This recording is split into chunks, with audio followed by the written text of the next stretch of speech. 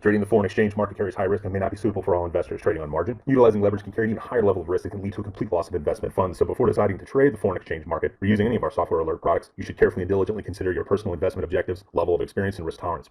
There is a possibility that you could potentially sustain significant loss. You should not invest any capital or trade that you cannot afford to lose. It is your responsibility to be aware of and understand all risks associated with foreign exchange trading and to seek professional advice from an independent certified financial advisor if you have any doubts. Auvoria Prime does not exercise trading authority over your trades. You and you alone exercise discretionary trading authority over every trade. And here's the news for the day. This is April 9th. We have a couple red folders here for the Canadian dollar, and that should be happening right around 8:30. That's about another hour, so a little bit less than an hour.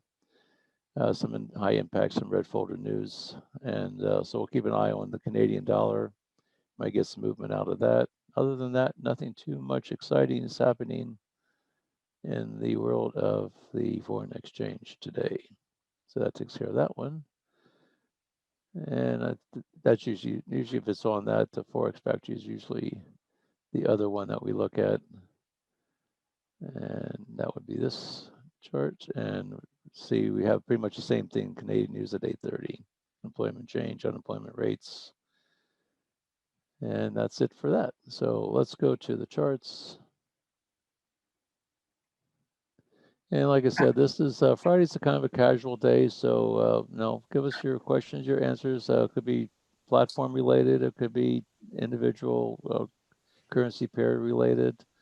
Al, can I just, before we begin, just let everybody know, any questions that you want to have answered or addressed, please put them in the Q&A because there's no guarantee that they will be seen in the chat. So, I mean, the chat is great for you guys to talk amongst yourselves or with us, interact. But if you actually have a specific something you'd like answered, please put it in the Q&A. Thanks. Thank you for saying that, Eva. I keep forgetting to make that announcement. Yeah, it's hard. It's one thing. I've got Eva and Christine and CB to help me see the question answer box. I usually get focused on the charts and I forget to look at the question answer box. So, and I rarely ever look at the chat. I'll look at it oftentimes before we sign off here, just so I can see what kind of notes and see what kind of comments we have. But other than that, that's a big help to us. So, and the more you help us, the more we can help you. So let's just that's a great note. So let's see, what chart am I looking? Are you looking at my charts or are you looking at the Forex Factory? Charts. We see your charts. Okay, good. Okay. We have a Euro British alert. Let's take a look at that one. Euro British, we're on that chart. Looks like we have a down arrow into the green zone. Oh, let's go on a 15-minute chart. That's something else I'm going to do before I do this. I want to make sure all my charts are on the 15-minute. Scan this. There's one that's a 5. Got to change that one. If you have it on a 5, you're going to get 5-minute alerts. If you have it on whatever time frame you have your chart on, that's what time frame you're going to get the alerts, unless you have the Arrow dashboard, which I should be getting loaded up this weekend. Then it would give you the whole rundown of the different time frames when the alerts pop up. You've got to change your pound yen too, Al. Pound. Did I miss that one? Oh, yeah, I sure did. That's why I've got you, Eva. Eagle eyes. Eagle eyes. I always have Eva keep me straight. And a lot of them on 5 minutes here. That was one thing we've been noticing more and more is as we get these alerts on the 15 minutes, on the 15-minute chart, a lot of them are really relatively range bound. And it's hard. And basically the strategy is to have a 40 pip stop, a 20 pip target. If you get the arrow, you need 20 pips to the next red or green zone before it's a viable trade to take the trade. And what we're finding out, especially during this time frame, we get a lot of arrows, but we get a lot of them that are just range bound, or they're just right at the barely inside that, or they barely have that 20 pip target that we look for before we take the trade. So what I've been doing this week, and I started doing a little bit last week, and it's been working out pretty well, is that when I get the alerts on the 15-minute chart, I go to a 5-minute chart and see if I can cut my stop down in half, or so rather than taking a 40 pip stop, I'm setting it for a 15 pip stop, and I'm going for a 7 pip target. And the reason why I'm using 7 and 15 is pretty much because these the prices and the currency seem to move in 7, 14, and 21 pip increments. So if I can just get 1/3 of that 21 pip move and stick that in my pocket with a smaller stop, then that allows me to take a larger lot size for the same profit factor. So if I have a 7 pip target, a 15 pip stop, and I can set my stop for 2%, my lot size for 2% of my account. With a 7 pip target, I get 1%. So all I have to do is do that once a day, get one 7 pip target or 5 pip target once a day, and I've got my 5% for the week. And 5% a week is 20% a month, which equates to a whole lot of money as you grow that account, if you can do it consistently. So we've been doing more and more of that. I believe CB's been working that a little bit more also. And that's kind of a new, not necessarily new. I've always liked the tighter stops. I've always liked the tighter targets. Sometimes you leave a lot on the table, but on the same token is if you can get into a big move with a tighter stop, you can exponentially increase your target. And you can always get, you can always keep it running for the bigger target if you choose to. I tend to get in and out because I don't like to give up. I don't like to be up my 1% and then give it all back with a 2% stop out. So I just take my money, then I look for them. There's enough trades coming down the road, and the tighter your profit loss scenario is, the more trades are going to be coming your way that are going to be tradable trades. So you'll see us doing more and more of that as we go along. But I also like keeping it on the 15-minute to get the alert on the 15-minute. But then once I get the alert on the 15-minute and I see that there's a possibility, I look at my heat map where I see what the direction is of the where the direction of the move is, and that's off of this little chart that we have right here. And like today, right now, we're looking at the New Zealand dollar is the strongest of all 4 currency or all 4 time frames. The Japanese yen is the weakest on all 4. So if we get a New Zealand yen alert, and I see that that the New Zealand and the yen have the split like they do on all 4 charts, I'm going to take that trade, and I'm just going to go for 5 or 7 pips. Get the arrow, get the alert, take it down to a 5-minute chart, see if you have the room, and take the trade. And more often than not, they'll serve you well.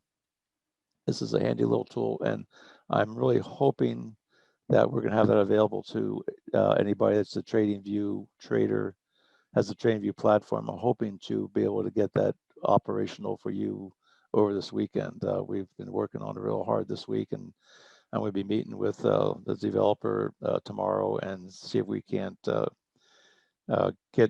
figure out the way how we're going to get everybody set up with it. So it's coming in the theater near you very, very soon. So keep an eye out for it. And like I said, if anybody who does have TradingView and you want to have access to that chart that I just showed you, again, just email me at trademasters@gmail.com. That's TRAIDE masters@gmail.com, and we'll get you on the list, and we'll let you know when it actually becomes available. And I say we should be getting that here hopefully this weekend, we're hoping. Any questions about that? Let's see. So anyway, what the last one we have, Euro British, 15-minute chart. Looks like we're going to, let's analyze this one a little bit. We're in the green zone, we're in an uptrend. I'll put my arrow for up arrow so I know which trend I'm in. So if I come back to chart, I can already know that I've made that analysis. And right now it looks like this could be a possibility of a bank conduction, whereas we have an uptrend with a down arrow into the zone. That you see the arrow came right into the zone. We had well, actually it didn't. The arrow was generated, but it didn't hit the zone. It was the second candle next. But that's a pretty good little move. It did go deeper into the zone for the overnight session. And let me get my money zone here.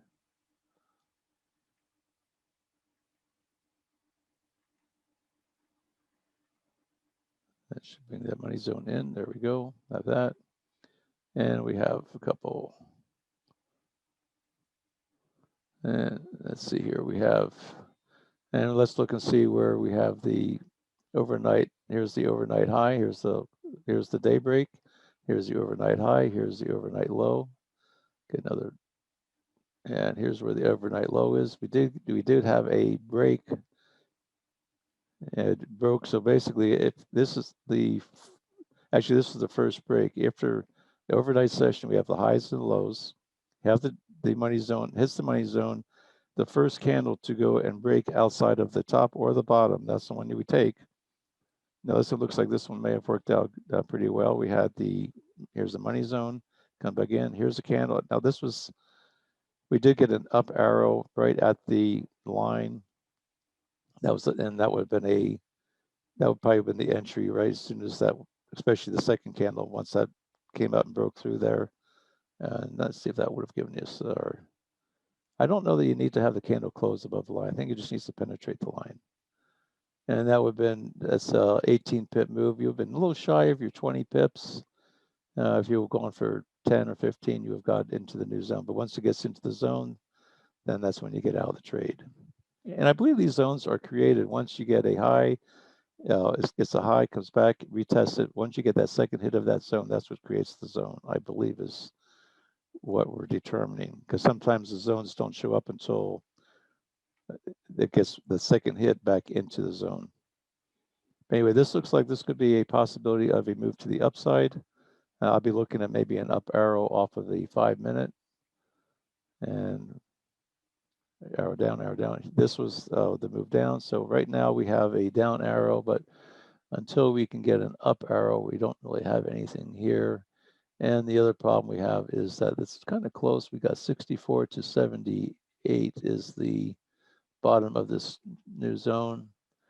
And that's 64, 74, be 14 pips.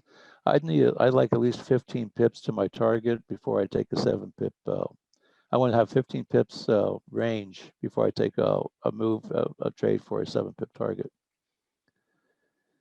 So we're here at 78. So if we get an arrow anywhere near or somewhere right around the 72, 73 area, we would have room to the upside. But that's indeed, I want 15 pips. I need 13, 67. Looks like 63, I think, would be what I would be liking to get. I'll go 68 just to see where we're at. But this one's still a little bit tight. And let's take a look at the US CAD.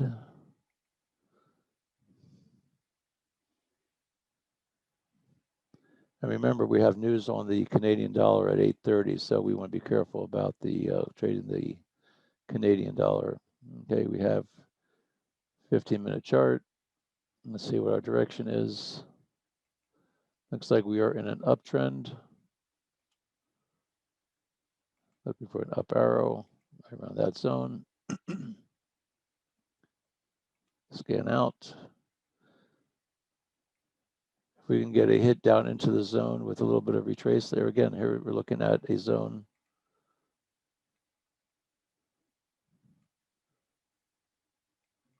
And what I'm going to be looking for is I'm going to be looking for an up move because I want to stay with the trend if I can. I'm going to look for an entry somewhere around in this area and measure this from, that's 37 pips. I got a lot of room to the upside. Right now we have a down arrow. If we go to a 5-minute chart, maybe we can see if we can maybe get something out of that. We do have a zone right here below, which hasn't come down, penetrated that yet. All of our moving averages are still going, they're going in the wrong direction for a trade. But we'll just wait and see what happens. Right now, not a trade I'm excited about. It's not even a trade yet, but it's something that we'll be looking at to see if we can make something out of it if we get another alert. I'll put us back on the 15-minute chart and have our eyes be alerted to the 15 minutes.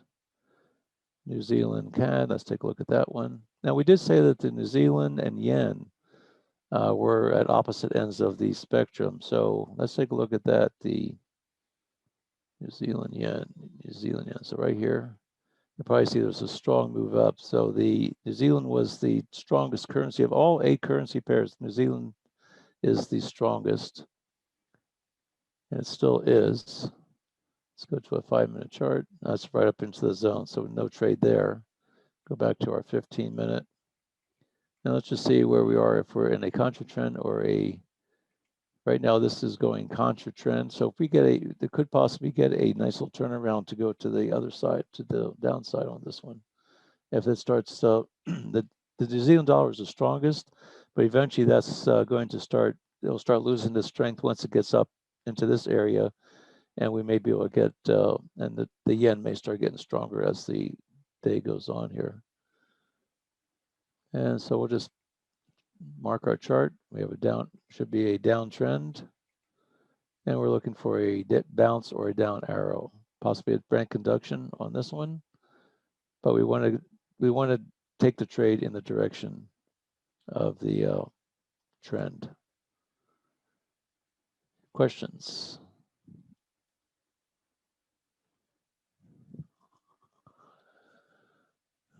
Quiet group this morning. Everybody's still Well, half we've been asleep. answering the ones that we can now, so we don't do everything, just so you know. Okay. Oh, okay. That's why you There's a lot of work that goes on behind the you answer scenes. them, you take them off and go, oh, no, nobody's asking any questions. Oh, good. People Yeah, there's a lot of stuff goes on behind the scenes that you don't. Yeah, there's a lot of The things only that I thing do that I not will see. ask you though is just please clarify. There was a question in there about the RCS on the Trading View. Does it have to be a paid Trading View? No, I it does answered not. that it doesn't have to be No, trading. it does not have to be a paid to review. Now, keep in mind that when you have the more you pay for the TradingView platform, the more options you are going to have. If you have the free version, I think they only allow 3 indicators, I think. So yeah, if you have the page and you're only using the 1 indicator, I think you'd be fine. But just keep in mind that if you're putting moving averages on, that's going to be if you have 2 moving averages, that's going to be considered 2 indicators. And so you're going to be limited to how many indicators you can put on. You're going to be limited to only 1 chart, I believe. So you're going to have to keep flipping back and forth. For the most part, like I said, I usually have, I can usually put 4 charts up at a time. I generally use 3, but no, if the free version allows you to, gives you a little bit of flexibility, but you're going to find out if you like the TradingView platform, you'll find out that you'll want to go and they'll keep bugging you about, do you want to upgrade? Do you want to upgrade? But one thing about it is that a couple of things to remember is that when you sign up for TradingView, if you wait long enough, they'll give you a better option. They'll probably give you like a 40 or 50% discount the first time you sign up if you wait long enough and have them bug you enough for that. And then also on Black Friday, right after Thanksgiving, they usually offer your yearly subscription or to sign up with about a 50 to, depending on what platform, what program you use or what level of subscription you have. You usually get a 40 to 60, somewhere between 40 and 60% discount.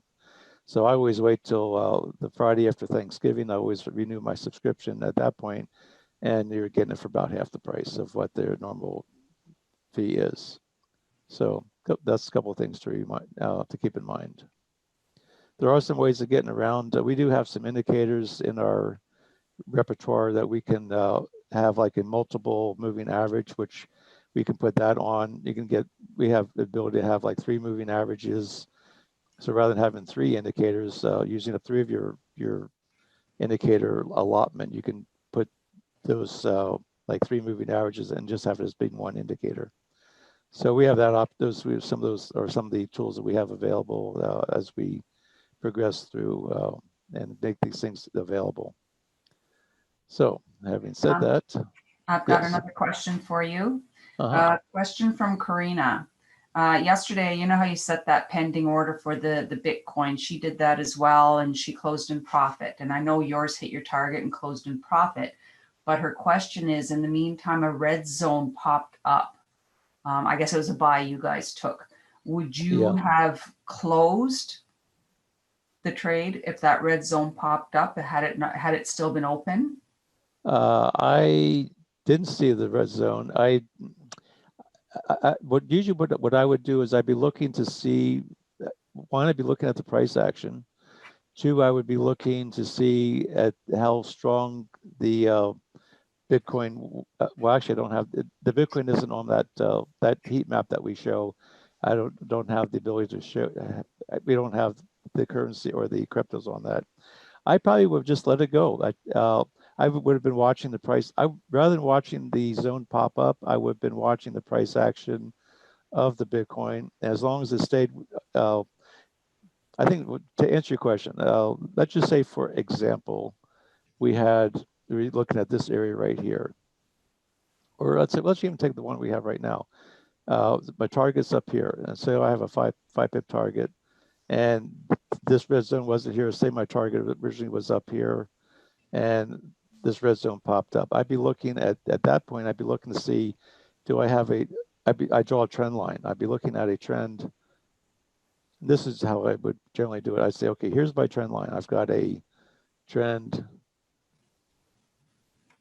from here. Here's my first hit. Here's my trend line. As long as it stayed above, as long as I didn't get a break and a retest, and then if I got a break of the trend line with a close and it came back up and retested that, then I'd probably get out of the trade, because that tells me that the direction is changing. If it comes up and it pulls back to the trend line and bounces off the trend line, I'm still in that trade. As long as it doesn't breach the trend line, I'm still going to stay in that trade until it either hits my target or gives me a reason to get out. As long as it stays above this trend line, I have no reason for it to get out. My moving averages are such that I'm getting across the moving averages. So right now, the moving averages tell me this thing's still going up. So I would be looking at the price action more so than the red zone at that point in time. I'd also be looking at, let me see if I can find another example. Say we were looking at this area right here. Let's just move this thing over a little bit. Now, let's see, Euro Swiss. Okay, let's take a look at the Euro Swiss and see if there's something on that maybe I can help. I'll keep this in mind, and we'll see if we can answer that question here in another scenario. Actually, can I ask CB a quick question? CB, Daniela is saying that Nate showed them this morning how to use Arrow on TradingView. Can you use Arrow on TradingView? Well, they're working on a version of it. Yeah, I know that I spoke to Matt about this actually at one point. So yeah, there's I'm guessing it's like beta testing right now for Arrow on TradingView, but I don't think like public, all the membership can use it yet. That'll be really sweet when he has that. Yeah, that will be exciting when that happens. The MT4 platform is free. It does a job. I'm not a big fan of because it's not as user friendly. So here we have a trend line here. Now again, what I'm looking for is I'm looking to see what was yesterday's high, what was the overnight low, what is the current low. So right now, here's the high, here's the low. This is the playground that we're playing in. Between here, we have this high up, right up there, and that line. We have the low. We have here's the last wick, and so right now this is our range. We have a nice trend line. Here's the anchor. Now we could have had. Here's one thing I also look at here. Here's where the trend line was before the, and then we got the break of the trend line. So we're in here. Let's say we're taking this thing. This is to kind of go along with that first question we had earlier about if I was in the trade, would I wait? If the zone popped up, would I get out of the trade? Here's my trend. Here's the break of the trend line, came back down, tested it, came back up again. If we were in this area right here and it broke, came back and tested it, I'd be out. But more than likely, wherever I'm putting my target, because I'm looking over here in like an area like this, I'd be looking at my target. So my target, it's got to have to be, I'm going to have my 7 pips or my 5 pips to someplace where I have like a drop. Here's a little base, another drop, came back to retest this. From in this particular move right now, I would be looking at this zone from here to, I'd probably be looking at the bodies of these candles right here. So if I were assuming that this wasn't there, let's go to a 5-minute chart and see if we can have something there. I don't know if that's going to help us out much. No, it's not going to help us. So when this trend line got broken and we came up and it rejected, now I'm looking at this, and I'm looking at this. So I'm seeing where we had the trend line, it got broken, came up to another area, it was rejected. So I'm going to move this up to here. Now, when I do that, I know that I'm looking for a possible retrace back to this trend line. Now we see where it broke this high. Now it's coming back. We already have an anchor. We have a hit. Now, if this price comes back to this trend line, I'll be more apt to be taking it long as opposed to taking it short unless it breaks. If we had an alert, in fact, we have an up arrow alert on this 15-minute chart. So here's where the alert was on the 15-minute. I'm going to look over here to the 5-minute. I'm going to see is there anything over on the 5-minute that gives me an area that I need to be paying attention to. Well, here's a 5-minute up arrow, came back down, rejected it, tested the trend line. Now this thing's in an up move. If I'm looking over here to the Euro Swiss, let's take a look over my heat map and say, okay, where's my Euro Swiss? Because that's the chart we're looking at. Here's the Euro, here's the Swiss. The Euro is stronger. The Euro is stronger.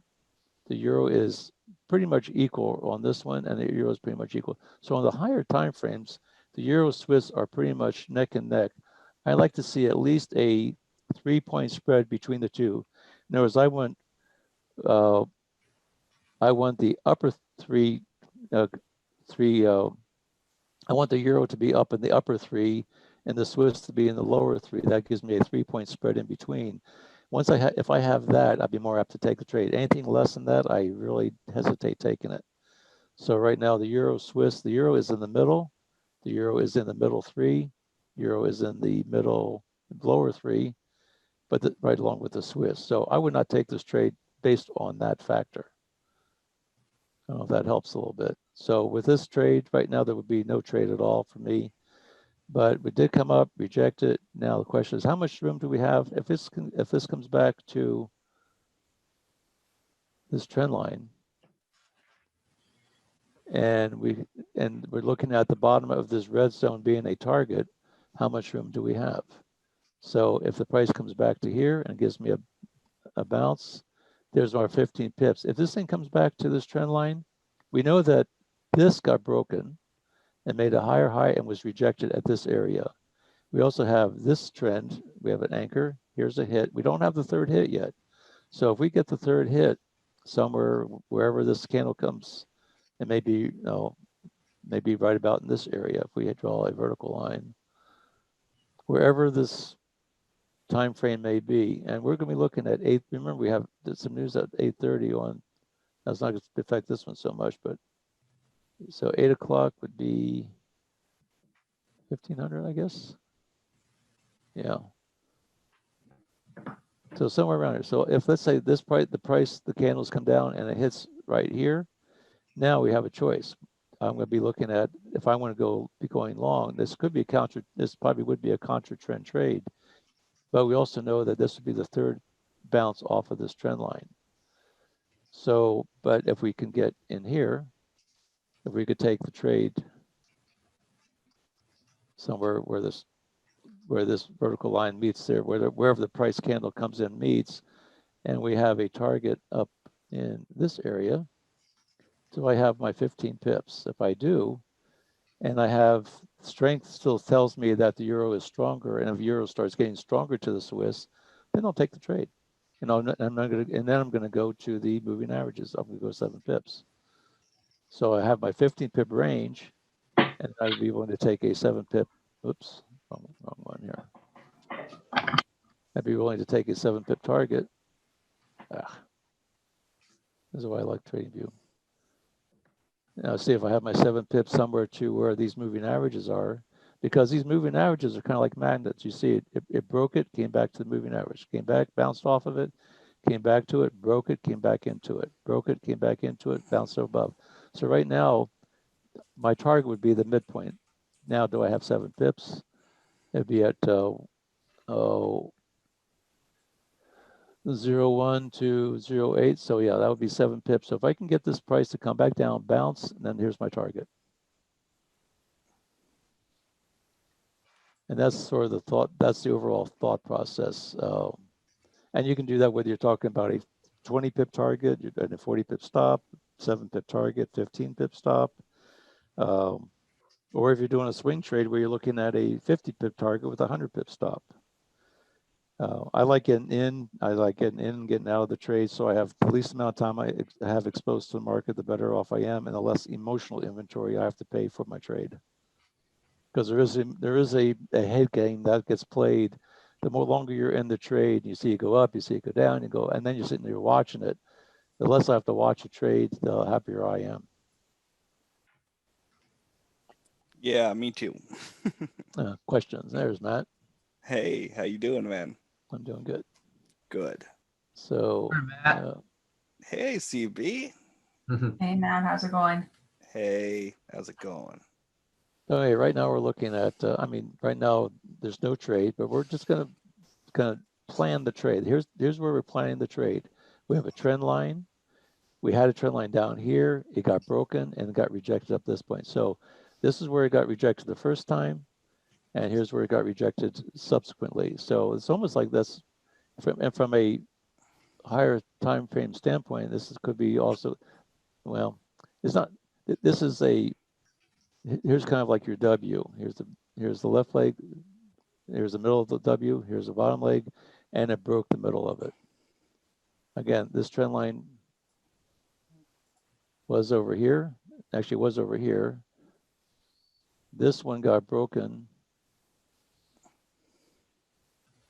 Here's the body of the candles over here. This came up. You can see, even though this is a nice strong move with a much more pronounced point on the W, you can see it really didn't break this area. Just take the draw line over here. It looks like it did, but it really didn't. It broke it. But that was a pretty strong move, but that still held here. Came back down. And actually, you might even be looking at this. Now, this was the head fake. Came back. This did not break that. This did. Came back down, retested the trend line. Now, the trend line now this was your head fake right here. We talked about that a little bit. You have a trend line. It broke the trend line, came up.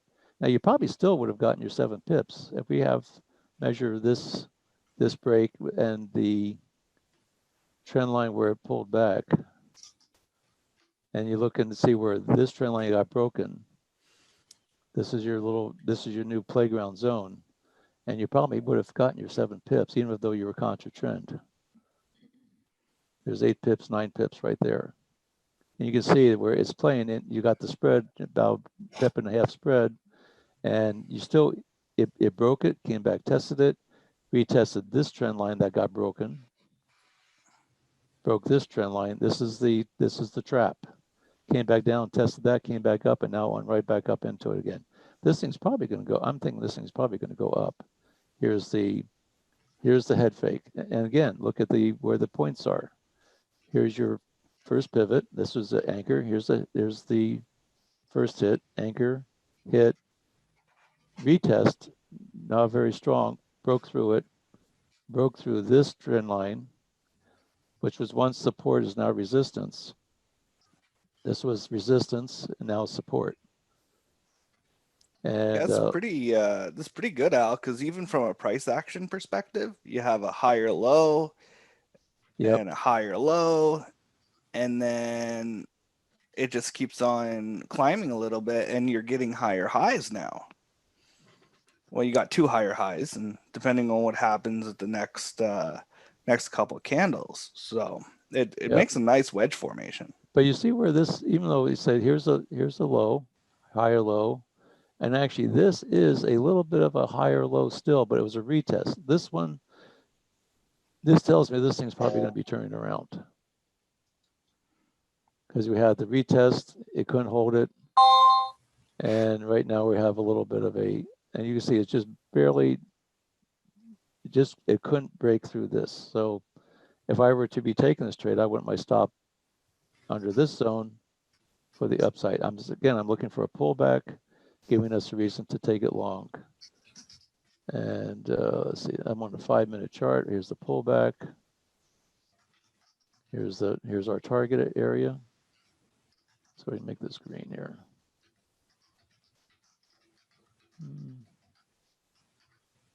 Should I get the right one? Horizontal, make this green for a target. Because I do like this. Would like this more for the upside. But I'm looking for an entry somewhere right around in here. I want to see it. I want to see it retest this and see if it can break.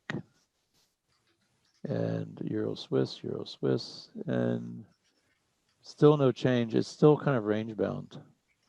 Again, I would not be taking it. I said I'm not in a big hurry to take trades on Fridays. I had a nice little run this week. I don't want to be giving it back. Nasdaq 100 in 5 minutes. Let's take a look at that one. Nasdaq. Yeah, this one has some potential, Al. Does it? Okay. Yeah, not quite yet, but something to keep your eye on for sure. Okay, here we go. Let's see. Let's go to a 15-minute chart and just see what the overall direction is. I'm going to get rid of some of this stuff we have on here. Get rid of these objects. And we're going to go to get rid of these trend lines. Get rid of the Fibonacci. There we go. So we have some trend lines. All right, so let's see what we have here. We have the NASDAQ, which on a 15-minute chart, we had a down arrow. I like, even though it may be out of the chute, I like to see where the arrow was generated. And here's where this is the close to the arrow. So basically it would have been, if you were looking at taking this trade, now this is contra trend because it looks like we're in an uptrend. Yeah, Al, you want to look at the 5-minute for the NAS? Yep, probably? I'm getting there. Yeah. Arrow up. Let me just mark this here, and then let's go to the 5-minute. And we may even go drop down to the 1 minute, depending on how much we want to try and scalp this thing. So this might bounce. It's all Yeah. upward. It might bounce though for us to go back up here. Yeah, this could be your bank induction move. Now, being the NASDAQ and the market isn't open yet, but this is where we're looking at some of the pre-market moves, and they do move in the pre-market, especially though if you're looking at the futures, like the S&P futures or the NASDAQ futures. There's a lot of activity going on before that market opens, and the big guys are already at their desks. They're already looking at taking their positions. They're starting to drive it so that when the market opens up, they're all ready to be taking they're trying to either sell or buy the positions that they're trying to drive it back to. This is this could very well be at the bank induction. Now, one thing I don't like about this is my moving averages are not in the right spot. I like to see this blue one being above. This one's still kind of pointing down. This one's still pointing down. I would not want to be taking this to the long side just based on that alone. And but we'll see what happens. It won't take much to move that. Let's go to 1 minute chart and see what it looks. See, on the 1 minute, we're still showing it's in a downward trend here. If we were to draw our trend lines, we could take it. Take it from this one here. See, anchor. Here's a hit. Here's a hit. So here's 1, 2, 3. Now, if it comes and breaks this, remember I talk about these long extended range candles. Well, if you have three 1 minute candles that are driving from, and this is just a straight shot down. Here we have the bounce right now. This could be Now we're on a 1 minute chart, so keep that in mind. But regardless, this is our trend line. If it can break the trend line, if it comes up and breaks, this could be a trap right in here. We have, because here's where it's got to be able to break through this little range. Now I don't know how much room we have here. Let's see, between this line and where the potentially break of the trend line is. That's and this isn't a dollar. We're talking about dollars here. So 32 versus 39. That's $7 move from the top of this to the trend line. That's $7. You'd have to have a break, come back as this thing's going down, get a little bit better entry, and this would be the target. And I'd be looking at the target being pretty much this candle right here. This is only 1 minute, so things happen real fast on that. But you can see strong move down, strong rejection. I do like that part. Hey, Al, I'm going to interject for a minute. Okay. Have you guys checked NAS 100 yet? I believe that's what we're looking at. Oh, okay, perfect. I didn't see your screen open. Yeah, so we're looking for a buy, right? I'm looking at a potential buy. Yep. Yeah, because we're looking at there's a real strong trend line from the top there, from the highest high. And I could probably take it on up a little bit higher here. Let me see. I'm sorry. I'm not using my proper setup, so I can't really see your screen. So I just wanted to make sure we were talking about the same thing. But I saw this. I said, guys, you're looking for a buy. It's looking nice. We just had an alert for a 5-minute sell on NAS, which means that you're probably gonna get an up arrow. If you get an up arrow, boom, I'm in it. I would kind of like to see it break Look at through that. where this down arrow came in. When I see the down arrows, I like using that as a reference because that told that the software said something's going on right at this point right here. Yep. So the down arrow. Now this, if you would have taken it, you may have gotten your 5. You probably would have gotten your 5 pips. But again, we're on a 1 minute chart, so we're all the way down to the micro levels of this whole move. But this is where you can get some really, really tight stops. Absolutely. If you get a arrow up, your stop is on the other side of that green zone. Right. And so right now, yep. So if you got and let's say you had an arrow up and you have, and let's say we're just roughly using this for the reference to, we want to get a close above that blue line. You're looking at, that's a 36 to, let's see, 17. She has a little bit more than I thought it would be. That's roughly a $21 stop. $21 stop, and okay, that's big. That's big. That means that's pretty big. That means it's a pretty big move. Yeah, there's a lot of wiggle room there. But if you start getting to, I still want to see it. As I still like to see it break above this area. Well, I like to see it is sort of some confirmation that's going to break above this, and then this could be the target. Let's see. But we'll just have to see what the price action says. I don't like the fact that these moving averages are still pointing down. That's telling me, I mean, I'd be more apt to see it come up, retest that, and then maybe give me another opportunity to get in. But you can see where it's respecting this trend line. I think that if Jackie was talking with us right now about this, her bread and butter here, she'd be waiting for the market to open. Yep. Before she take a position, and that's agreed. That's what I started talking about, Al. Is that, I mean, if it stays right around here at the open of the market, we might get a real nice pump up soon after the market opens. Now, and the market isn't going to open up until, let's see. So we're off this call. Yeah, we'll be off. So we're off this call, is right. But like I said, some of these pre-market moves, but these things, they'll move, and if you start trying playing, you could really get yourself into some hot water. Some hot water, because it's just, it doesn't have the momentum of the market of the opening bell to drive it. Yep. But I would say that it's probably getting set up for a position so that when the market does open up, I would not be surprised to see this thing launch up to the upside. And that one on the 5-minute chart, we're gonna have a nice fractal problem. Yeah, let's go to the 5-minute chart. Right, and so here's a down arrow. It came right down here. So here's our 5 minute. And again, with these indexes, we generally use the 5 minute as opposed to the 15. Yeah.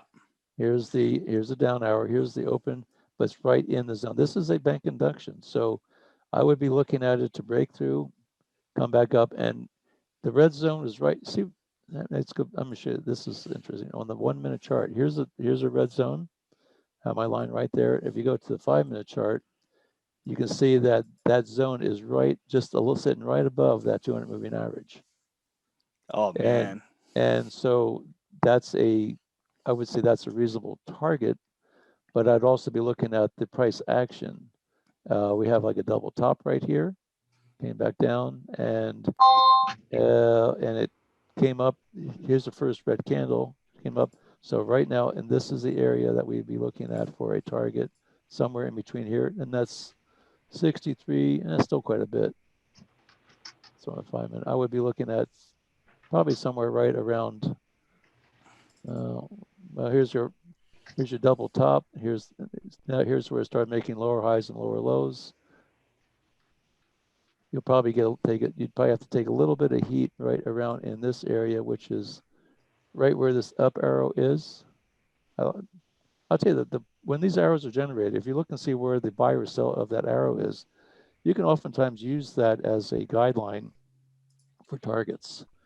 Because if you took this thing long, you would have found out that this thing's going against, you're taking some heat going against you.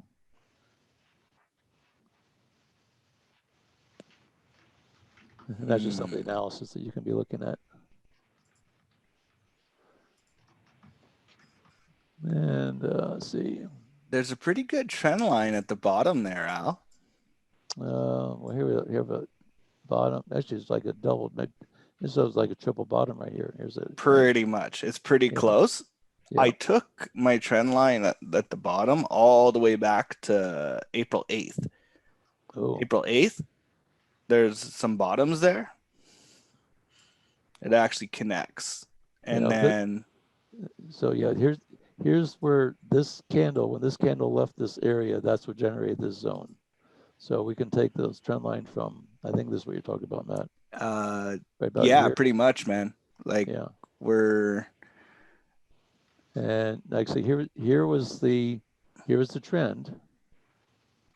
Here's where the trend got broken. And now the question is, now I'm looking at, here's the anchor. Here's the first hit. Where did when that trend line got broken down the road here, where is it coming to retest? Right here. So if it's a flat bottom. If it can break through this area, we have moving averages are still, now it's still in somewhat of an uptrend because our arrow moving average, which is our faster one, is above our 200. You can see the 200 is being respected right here. Just move that out of the way. Let's move this out of the way. We are in an uptrend. Now the question is, will this, right now it's in a consolidation zone right now. But if it can break this area where the first hit was, which is actually, this was yesterday's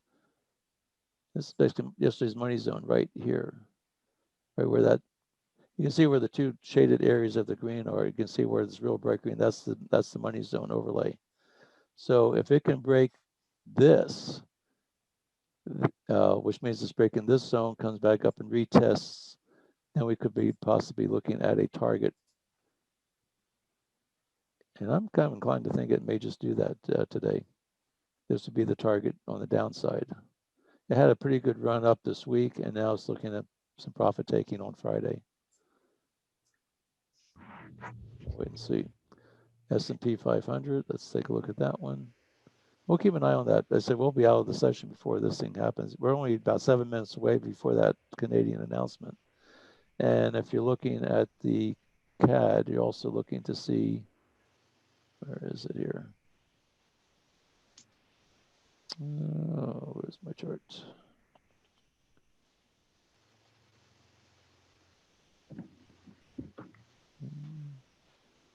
Got a few things open here that oh, there it is. Is this it? Nope.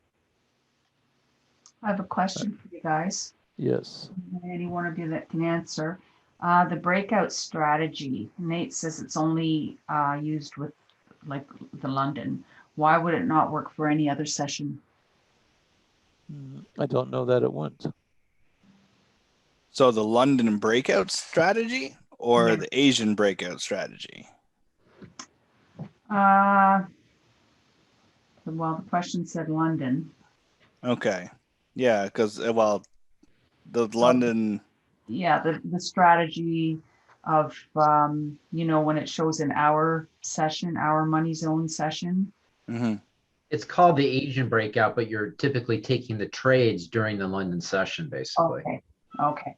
So yeah, she's wondering why you can't use that with any other Well, session.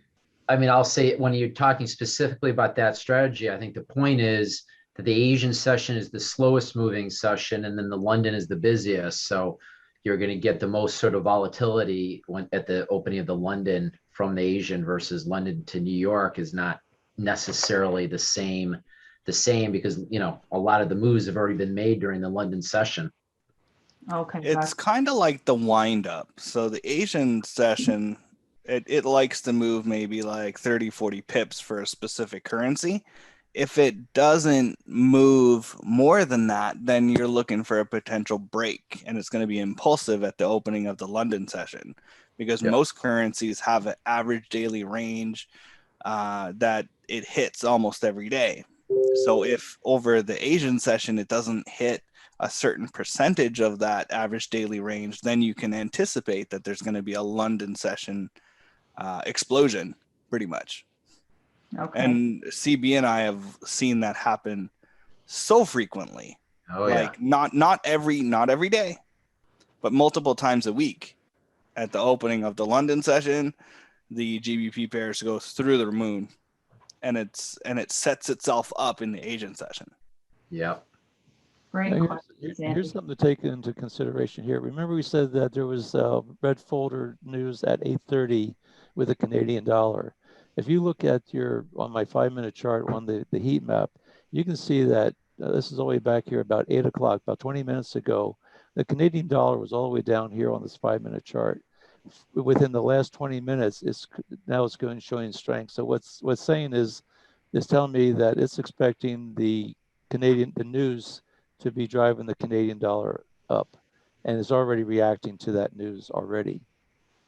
Now the question will be, is it going to continue to stay strong and go up higher, or is it just taking position to drive the market up for it to go lower? And we don't really know the answer to that, but I think it's interesting to note is that 20 minutes before the announcement, the Canadian dollar is already making a move.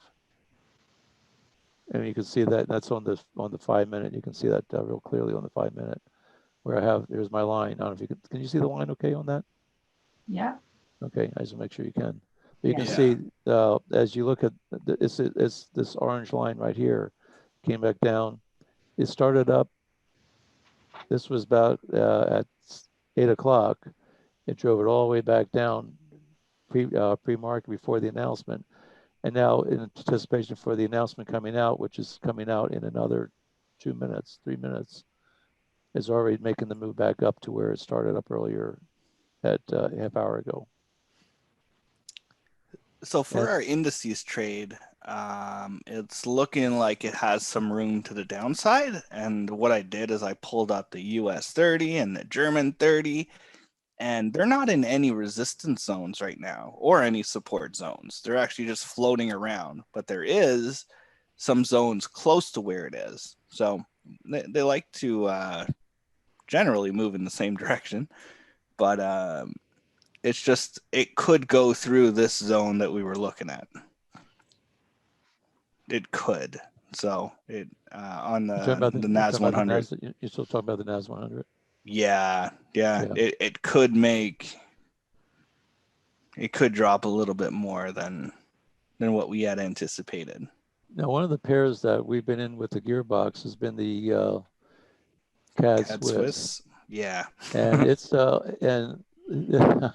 and what's interesting is that I was looking at the CAD Swiss. I was in about 4 or 5 positions on the CAD Swiss. This was last night. It did drop down. Let's see, it actually did drop. it did drop pretty strong last night. So actually, I need to look at that. This was the daybreak right here. And last night, I could see where it was. I was expecting that it was going to retrace some of its the drawdown that we had in this pair. It was selling all the way up. Actually, it was all the way through the up move. We were taking sells. Anyway, long story short is that I was about 5 positions. I was profitable on 2, and I just thought I'm just going to close them out because it was in such a drawdown for so long. I decided that I was going to, plus I had opposite positions. I had some buy positions. Here's the announcement right now. Oof, you think you got enough alerts, man? My computer went crazy. Now we're looking at, this was a CAD. Okay, so we just had the announcement, and look what it's doing here. It was already in it. It drove down overnight with the anticipation that it was going to get, that the announcement was going to drive the scene back up again. Look at that go. Now here I'll be looking at this area right in here. Here's a strong move down, came back and retested. I would be looking at this little area. Oh, German 30 got its sell alert. Did it? Yeah, and on the so 5. So this is the origin of this strong down move. Remember I said, look at these long extended range candles. This is a 15-minute chart, but we have 1, 2, 3 15-minute candles, all strongly moving down, came back and retested from, this is the origin, came back down, retested. So if I look at my zone that I'm looking at this little pivot right here to be where this is the beginning of the retest. It came up, pulled back, came up, made a lower high. This area right here is where the trend line starts. So I'm going to take it from the top of this. This is the origin. This was the bottom of the move right here. Came back down. Now we do have a that has some problems getting through this area. So I'm going to mark that. And you see right where it came right up to that, boom. Came right up to that wick, got rejected. Now the question is it going to have enough room to the upside to get into this area? This is our supply zone right here. This is where it all started. Now we'll go all the way back up to that. I don't know. But we do know that this was there was a high, a lower high, a lower high. We can take this trend line all the way from this point and we can move it to the first hit, that's pretty much of a flat line right there. I like these two a little bit better. This one and this one. This was kind of the retest. I like this one right here. And now here's a trend line now here, and here's where the announcement was, got broken. If we go on to move this to a 5-minute chart.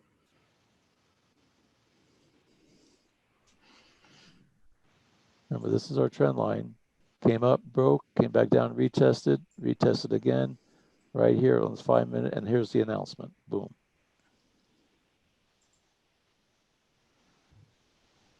Now, will it get up in here? I have no idea, but there's a good chance it will. But it's got to get through some of the, we have over in this area right here, we have sellers that came in. So we can actually draw another.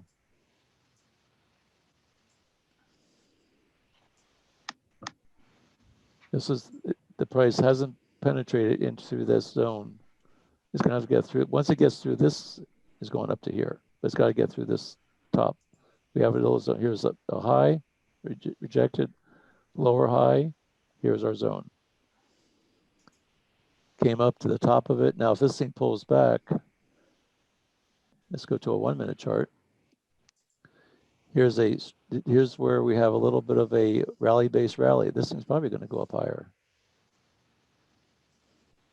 CAD Swiss. And if I were looking at a trade for this, I would be 5 pips. Probably pretty easy to get 5 pips on that one. That's a 10 pip move. Let's go to our trading view. Let's go to the MT4 CAD Swiss.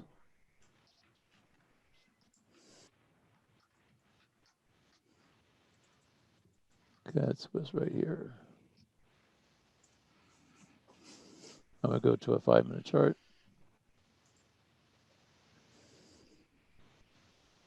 It's got to get through this zone. If it breaks here, do we have room to the upside? Very possibly. That's 13, 14 pips. I'm going to go ahead and put a buy stop. So we're going to do this, show you the buy stop order. Here, go to the right click, trading, come over here, new order, come over here to pending. And we're going to be a buy stop. And we're going to look at it, let's say 73.86, we'll call it 73.86.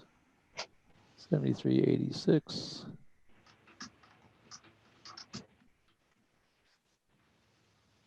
And place it. Oh, didn't like that. Why did not like that? You know, Al, NAS 100's making a trap. Is it? Yeah, it broke out of the bottom. It's kind of consolidating underneath the wedge, but it's just sitting there. Let me try and get this order in here, and then we'll take a look at that. Why did that not take it? Pending order. It may have been too close. Pending order, buy stop. Oh, I know. Yeah, it probably didn't have.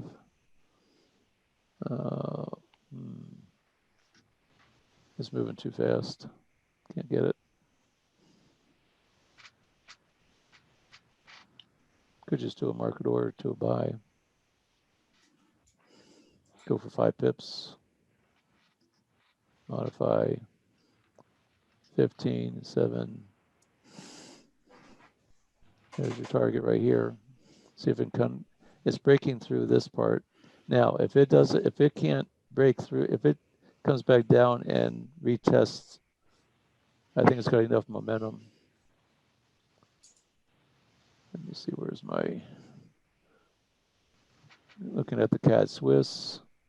Here's the CAD, here's the Swiss. Here's the CAD's the strongest of all the currencies. Swiss is in the bottom 3, bottom 3, bottom 3, bottom 3. I'm okay going for 5 pips for this one.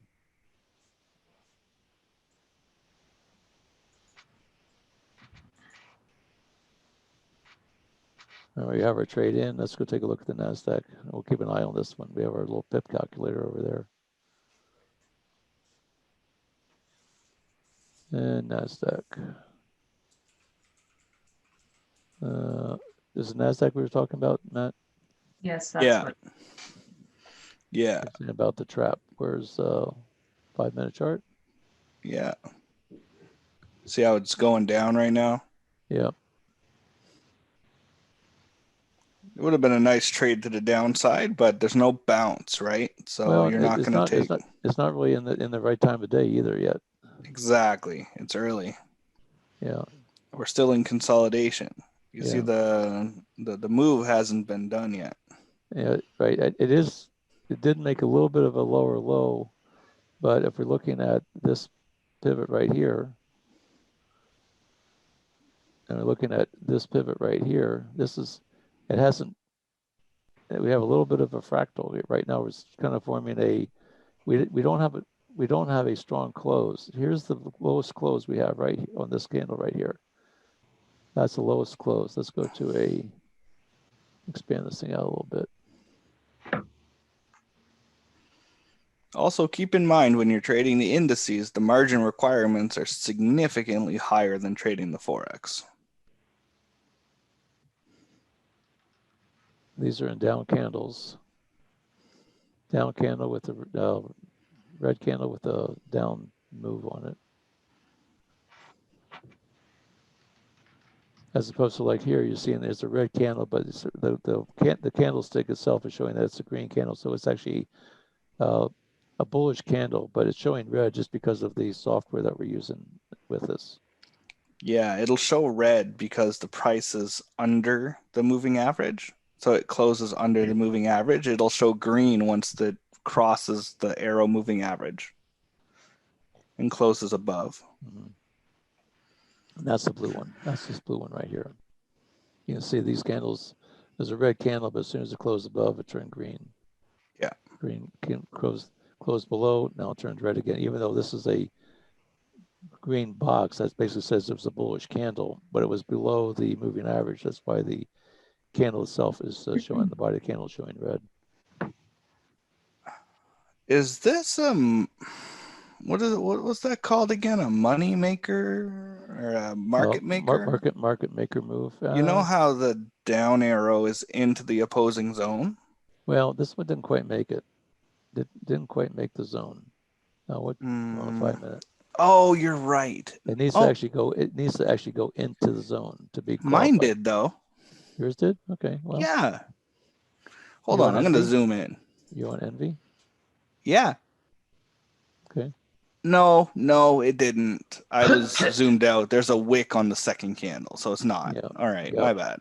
So yeah, we wanted the arrow to actually go into the zone. Yes. And this one did not. Nope. But this down arrow actually, what the entry would have been, but there's no entry because you're right at the zone. Now, if we're looking to... And your counter trend. Yeah, we're counter trend. And the thing is, yeah, here's the... Now the question is it going to break through this zone? If it does break through, it could go more to the downside. Yeah, because then the next target you're looking at is yesterday's money zone.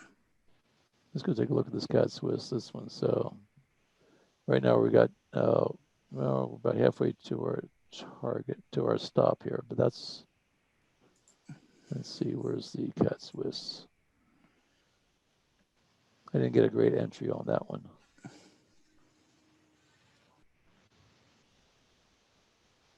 Cat Swiss. And I'm still okay with this. The cat is still strong. This is just a little bit of a pullback. Now, someone was mentioning something about if a zone were to pop up. Now, we took this trade. This is the ultimate target up here where the zone is. Now, again, I'm on the, let's get on, make sure we're on the 5 minute chart. Let's, on 15 minute, we did identify the zones. Let me get my, we did identify the zone. Now we're looking at, this is our trading view chart. We're having a nice little pullback. It is a pullback right now, but remember my stop is, where'd my stop go? My stop is at 73.72.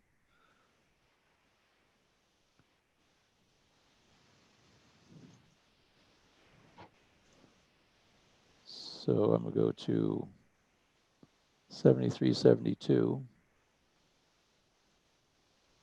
My stop is actually right here at the moving average. And I want a 1 minute chart. This was a strong move up. Now the question is how far back. Now this could be a Fibonacci. We could look at a Fibonacci retracement on this one. Here's the origin of the move. Here's the top of it. Now we were coming right up into a supply zone. If we come back down to a 62% retracement, which is going to be right where this is at the top, if it pulls back down into this area, my stop is still, I probably want to make sure my stop, I think is below the 62, right? I'd like to see my stop below the 62, but right now, this thing's only pulled back. Right now, we're at the 38% pullback, which is a good size pullback. With a 38% pullback on this, I'd be looking at the target being up in this area.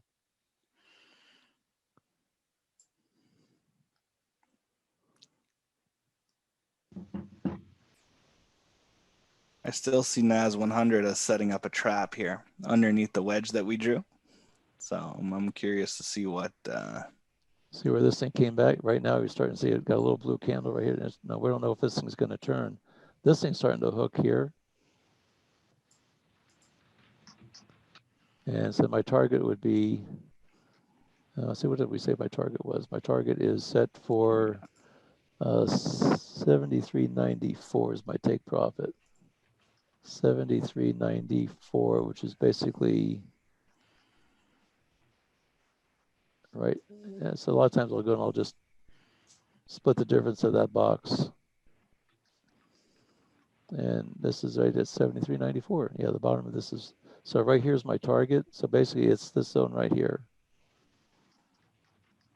This is my target zone. If it gets anywhere up into here, if it can't close me out, I'll be out of this trade.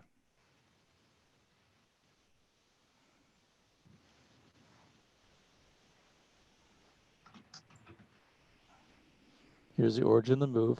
Strong move up, came back down, retesting this area. Here's a rally, base, rally, coming back to retest this. Now, if it breaks, if this thing comes down, if it comes down to, I would give it a 62% retracement.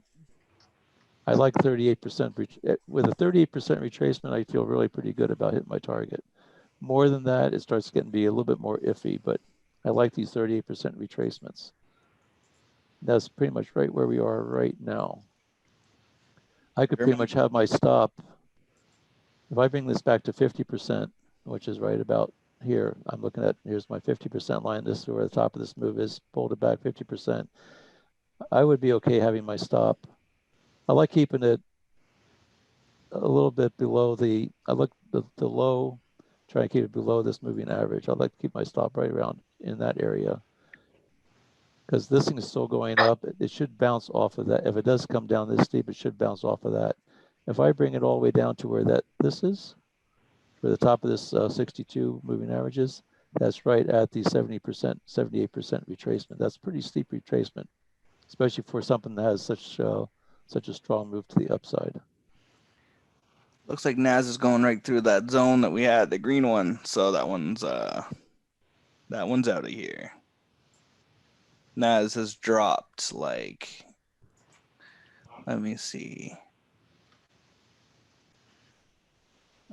like 400 pips. The NASDAQ dropped 400 pips. Yeah, and it's going to go through that green zone. So I'll keep an eye on this one. That means it's got more room to the upside now. Which one, the NAS? Yeah. When it might just keep on coming down. So it just depends. Well, I said I liked it more to the downside than I did the upside. That you did, because it broke the bottom of the wedge. I thought it was going to be a trap. Yeah, the green zone just went away. Mm-hmm. Let's go to our 15-minute chart and see where we're at here. That 15-minute green zone is still there. 5-minute is gone.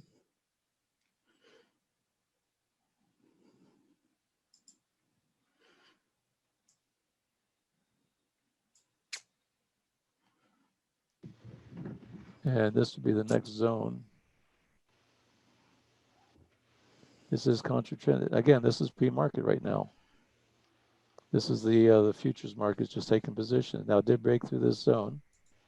It wasn't that. So now let's see, do we have, what kind of range do we have here? Now we have 1, 2, 3, 1, 2, 3. So right now it's equal. Here's the next zone. It's right here.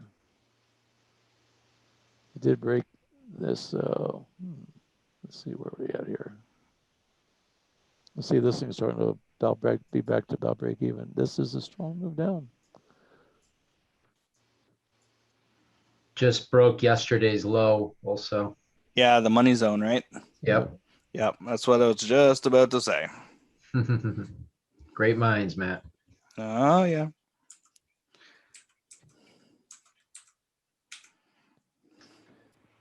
Remember what we said too is that I didn't like it to the upside because moving averages were pointing down and they weren't in the right position. In order for it to be an up move, I want this blue one to be above the purple and they both pointing up and have a bounce off of that. But you still had some downward pressure. The moving average came down, it crossed, came back down. You had a nice little, the candle crossed over, but the moving average didn't. And if we scrunch the chart up a little bit, draw some like a trend line just off of this arrow moving average, you can see where we may have you can see where, here's where it kind of challenged the moving average right here. And if you just put that trend line right on that moving average where it started to curl back down again, here's your trend line. Look at that thing go.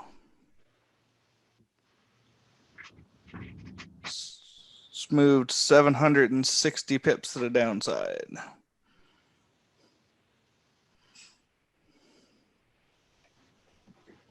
It's just setting up nicely. I like this. Setting up for maybe it's hard to say whether or not this market's going to open up to the downside or if it's going to open up to the upside. A lot would depend on if they get all the positions filled where they want it. Yeah. Well, you know what's fun about Arrow is that it keeps you out of trades like this, right? Because you're not in this trade because you're counter trend unless you're taking a counter trend trade.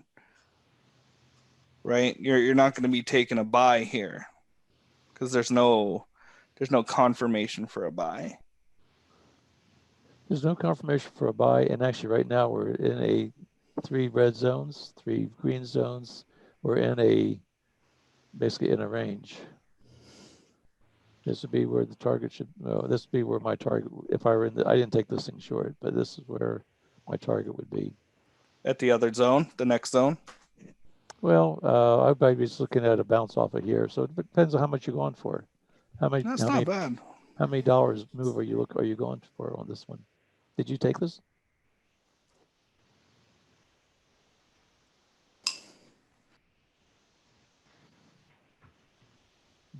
German 30's got a sell alert.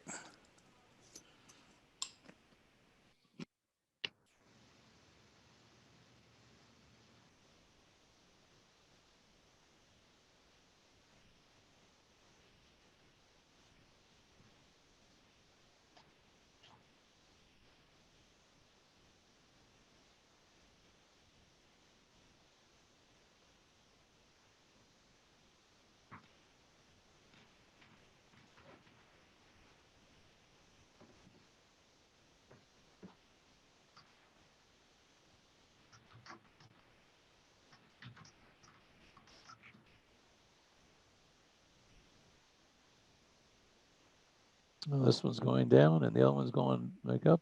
Here's my CAD trade, my CAD Swiss trade. Remember we said that we had the strong move up. Here's the rally. Here's a little basing. Rallied again, came right up into that one zone where we drew where we had the supply zone. Bounced off of that zone, pulled back 38%, and now we're going to see if it comes up to my target. Right now we're about break even. Right now we're just down 1 pip, but if it can come up to my target zone is at 73.94, I think is the bottom of my target. Be right about in there. Again, like I said, usually what I'll do is I'll take it up to the, actually we have it could very well be as you go up to the 100, when I had the 38% pullback, usually we get to be a 1-to-1. So I get up to here's the 1-to-1, and I'll back this off to about the middle of here. This could very well be the target range right in this area. My target is actually, my actual take profit target, going for the 7 pips, is 73.94.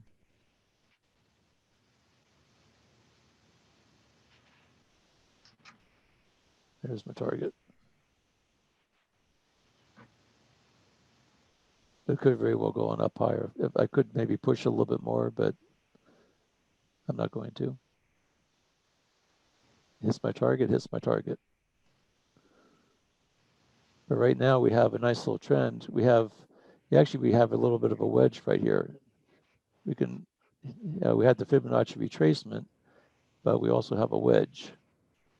Here's where the retest was, came back up. Here, flat topped up, and we have a little trend line.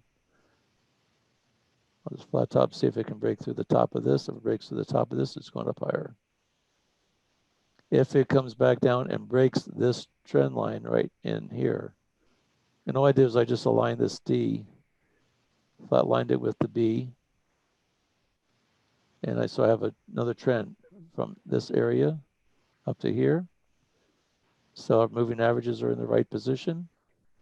Now the question is, can it break through where the B is, where the first hit? Just a little note there, S&P 500. I got a sell alert on the 15-minute, but there's no bounce or nothing, which means that maybe there might be a nice setup for it looks like things are positioning properly.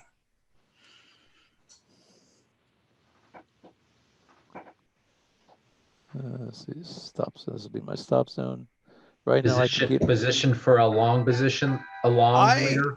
Well, Yeah. I don't want to be a long bias, right? But I do like it long better than short if it keeps on coming down, because that's where the overall trend is. Yeah. But I don't want to try to catch the bottom. Both the NAS and the S&P might be setting up for that a little later. Maybe later. Not yet. No. After the session. 9:45 at the earliest. Sorry, Al. Just trying to set something up for the people later on after the session. We have a couple things going on here at once here. This one's just still hanging around in there. Well, that's the NASDAQ we're looking at right there. But right now I'm still looking, it's still bouncing, it's still only down now. It's having a little bit of a struggle getting through the top, but once it can break through, then we should be okay.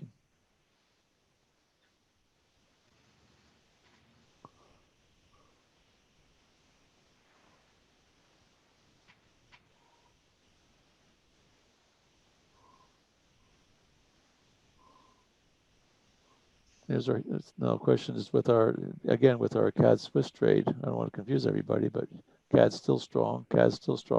Swiss is still weak. So there's no reason to get out of this trade. And right now it's still winding up to make the next run.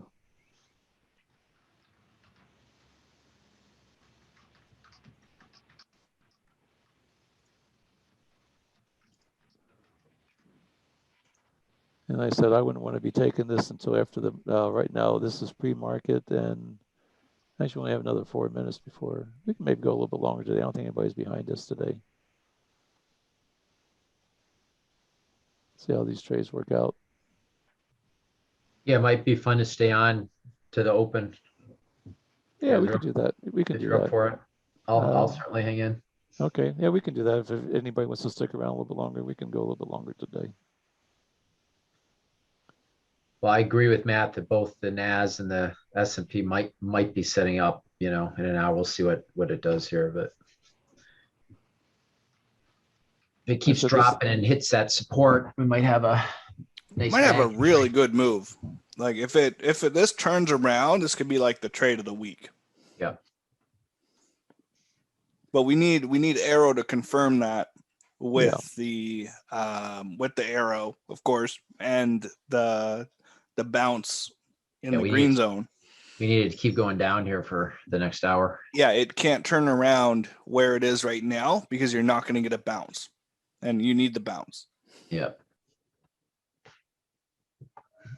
Trust me, I've taken 100 trades without a bounce.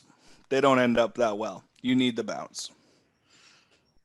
The S&P on the 5 minute is getting really close to the support zone now, which is kind of nice. Yeah, that was a violent break of the wedge. Yeah. If I was looking at that's a really nice wedge break. Yeah. Yeah, so Al, on the 5 minute S&P, we're getting to where we were sort of hoping to get to. Not quite there yet, but 5 minute S&P. 5 minute S&P is right here. And we're on a 5 minute chart. Yep.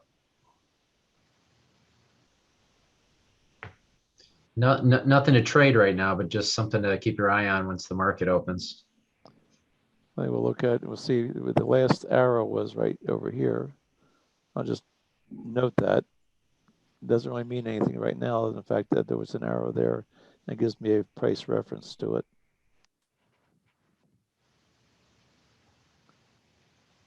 Now here's something I'm going to show you real quick. Over here with, again, back to the CAD Swiss trade. Here we drew our wedge, and you can see where we had I was just sort of following this thing. It went up, came back down, retested the wedge right here. Now I'm all the way down on the 1 minute chart, so I'm looking at 1 minute price action here. But you can see how I drew the wedge and I use this anchor. Here's a hit. Now we're starting to get a break, so this thing could turn around and give us reason to get out, but we still have the bottom of this wedge right here. This is just another retest. We had the 38% retracement, taking a little bit of heat, but everything's still pointing up. This is just on the 1 minute chart, I'm looking at this just being a pullback right now. This could be the head fake.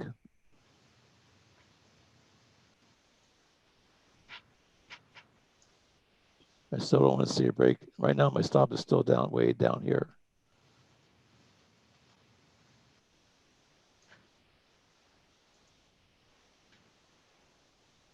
I'm not a fan of it, Al, but the EuroCAD M15 just had a second arrow. Oh no, you know it's a counter trend now. Yeah, forget it. Wouldn't take it anyway.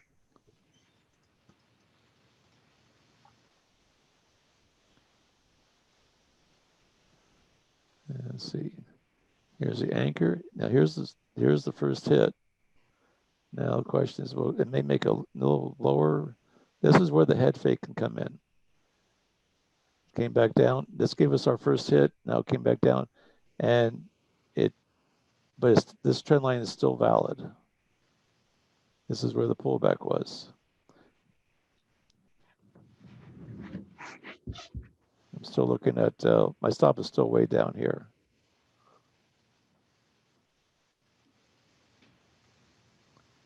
Came down, broke, closed, came up, retested, but I don't think there's a. But still respecting this area.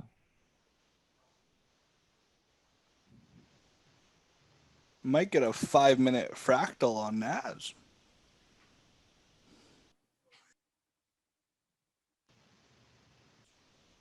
On NAS, you said, Matt? Yeah, but I don't want it. I want it to come down more. I'm not happy where it's at. Same with S&P and NAS are pretty similar right now. Yeah. Not happy with where it's at. It needs to come down more. That support down there looks awfully skinny. Yeah, it's very thin. I think it's just one candle, but I mean it is support based on the system. So I'm interested to see if it's going to hold or if it's going to slice right through it and go to the bigger support.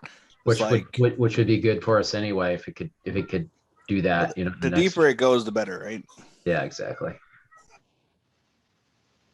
It's still good to NAS, right? Yeah, that was the NAS.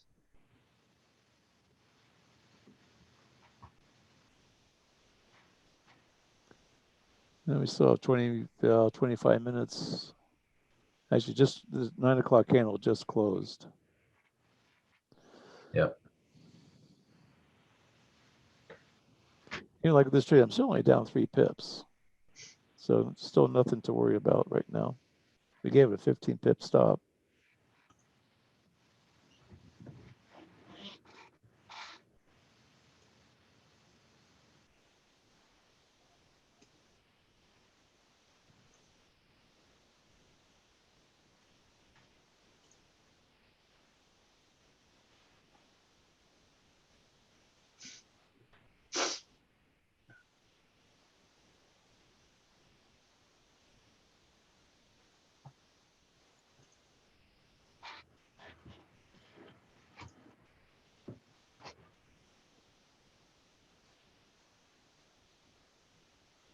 There's something I want to show everybody.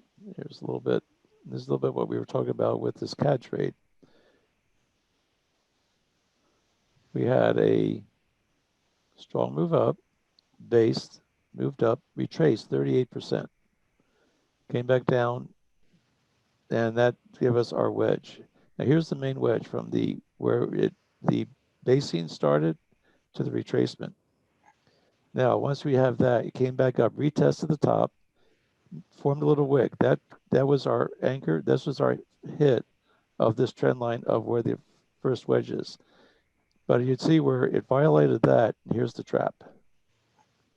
Now, because it said, oh, it's breaking that trend line, it's going down. People started bailing on their trade, came back down. But this trend line right here, this trend line is still the one that's really in play.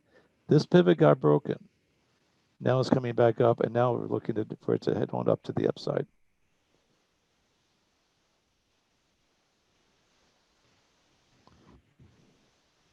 This was the head fake right here. We had, this was the main trend. This was the main pullback. Pulled back 38%, came up, retested it. Pulled back, still didn't pull back less than 30. It pulled back less than 30. So now you have a low, a higher low. Now here's your main trend. Now, if it comes back down and breaks through that, we could get another trap still. But we're still good. It's still maintaining this 38% pullback of the initial move. It's just getting orders to either drive it up or it's going to break it down. But we'll see what happens here. I'm still in favor of going to the upside.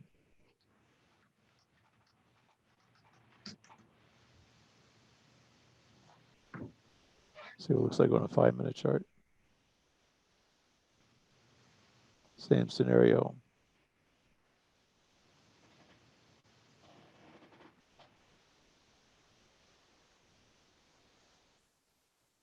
And with here's our RCA. We had that heat map tool that we have is basically what we do. We just have just the two currencies, the CAD and the Swiss. And that's just all we're looking at. We could put all 8 of them on here, but right now, just the fact this is the pair we're looking at, I just have it just on these 2. And we'll see if this thing switches over. If we look at the heat map on all 3 time frames, you'll start seeing this actually the Swiss is starting to take a little bit of control.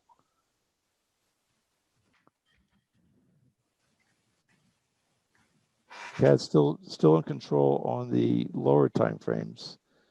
And there's a little bit of a challenge going on in the 15-minute.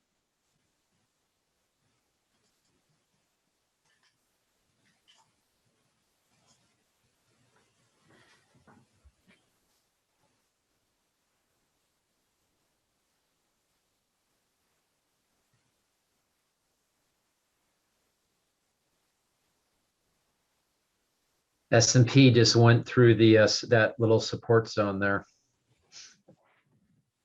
Yep.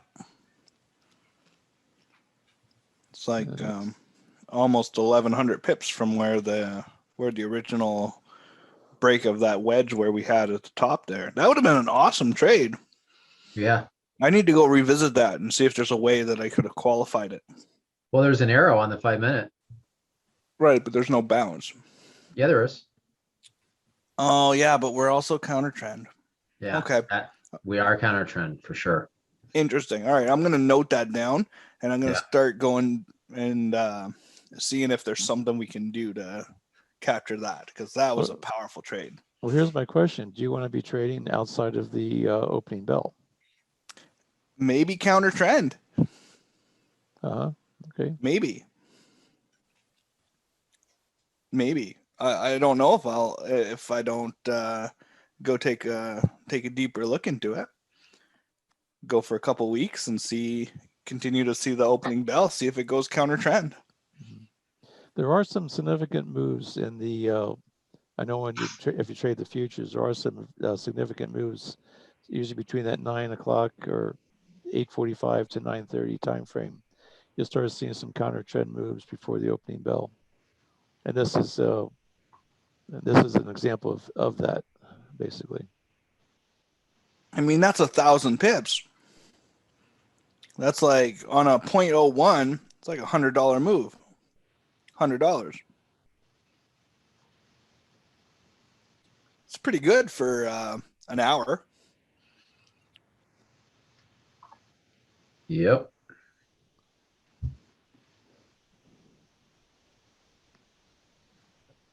So 1,000 pips, is that a $100 what's the from the price standpoint? So it was a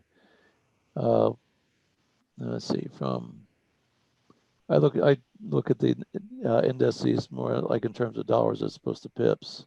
Yeah, that's what I $10. mean. Dollar wise. $10. $10 move. Okay. Yeah. Is that two decimal points on the end of the dollars for the pips? Yes, sir. So it's pretty easy to calculate when you get it down like that, when you're talking about dollars. I should have referenced dollars instead.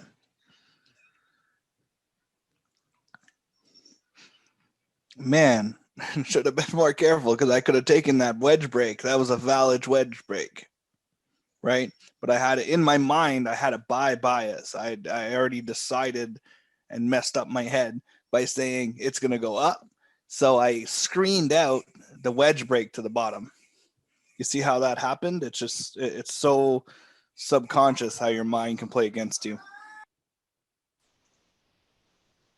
Yeah, the 5 minute now is even green and red, two of each, but 15 minutes still very long biased.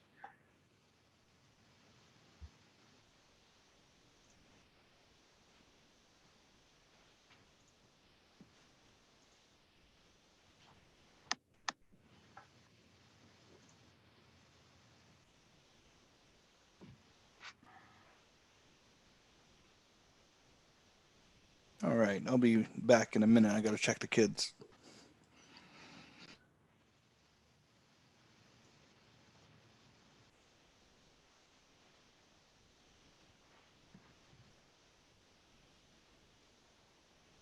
I think this Canadian Swiss, I think everything's waiting for the opening bell of the U.S. market to see what it's going to do.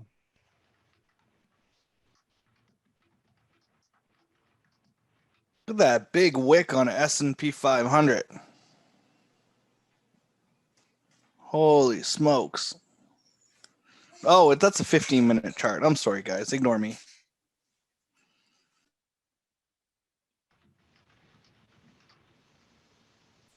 Yeah, I'm still on the 5-minute chart on the S&P.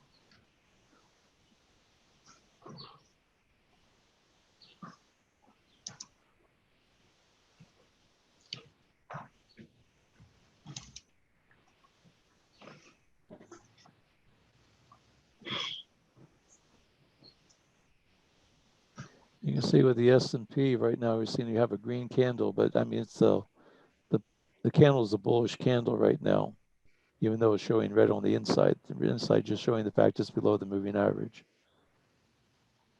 Here's a nice little, this could end up being a fractal low.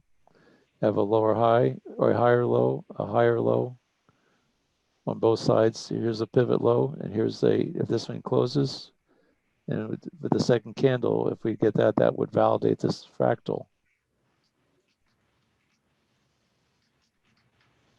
Moving to the upside.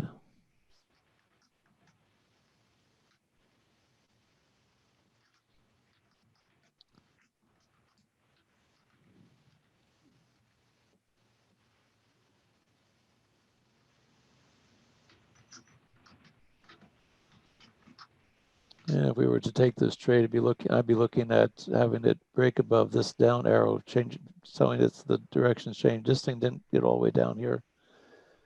And we'd be looking at again, the moving averages are still pointing down. So this could just be a pullback retracement. I'd be looking at this high to this hit. And so we still have this trend line. And see if it can break. If it breaks this trend, if it can break this trend line and breaks these moving averages, then we'd be looking to go on the upside. This could just be again, it's Friday. We don't really know exactly what it's going to do. We never know exactly what it's going to do.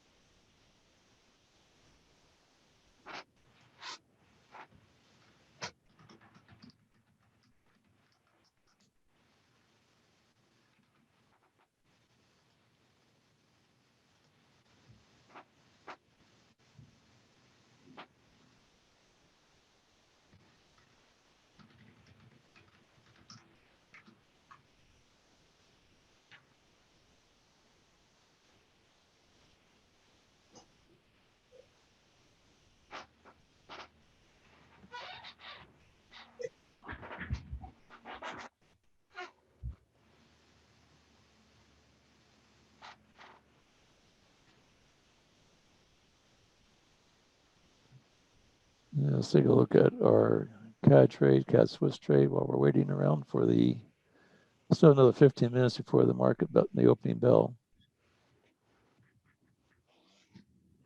Actually, I've got a message here from Garvin saying that the Euro Aussie on the 5 minute, there was a valid bag entry for 10 to 20 pips or more, and he got that signal from the dashboard. Euro Aussie. That's a 5 minute, you say? Yes. So here's a 15-minute arrow to the downside. And let's see, go to the 5 minute and see what it looks like on the 5. You took it short? I guess, well, probably. Yeah, so on the 5 minutes. So here's that would have been tight. There's an upward. This is a decent bag entry going long though. It's the trend is long. It's going long, not short. Okay, so I'm going to go back to the 15-minute chart and see what our trend is here. Arrow up. So here's our uptrend. And he said a 5 minute entry at a 5 minute. So here's the down arrow.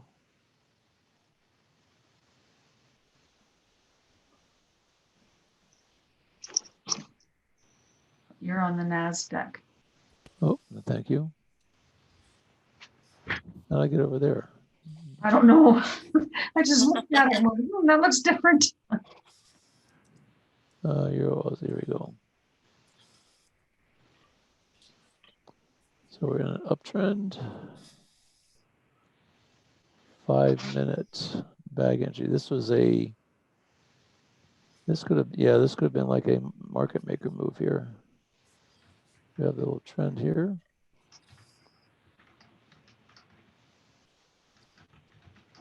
This looks like it could be a nice little move to the upside.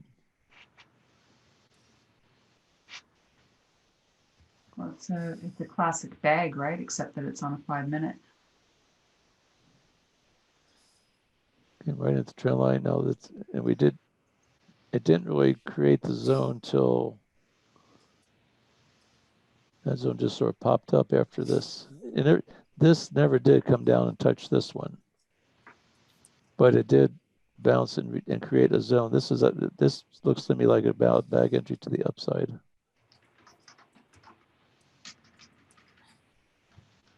It's pulling back. We could do a buy stop on this. I have lots of room to the upside. We're in an uptrend. We have the bounce arrow go. Lots of room to the upside. Let's see if it can bounce off of this trend line here. Here's the anchor. Here's the hit. We could do a buy here. We could do a buy stop if it breaks. Let's take a look at that. Let's go with a trading, new order, pending, buy stop.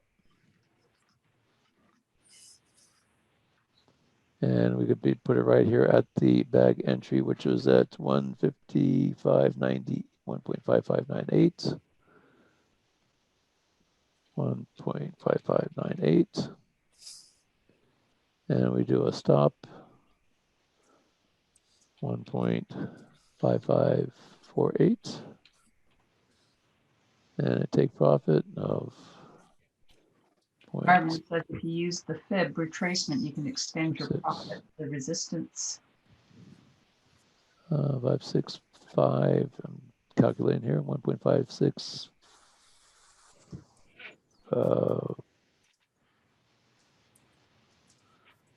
18.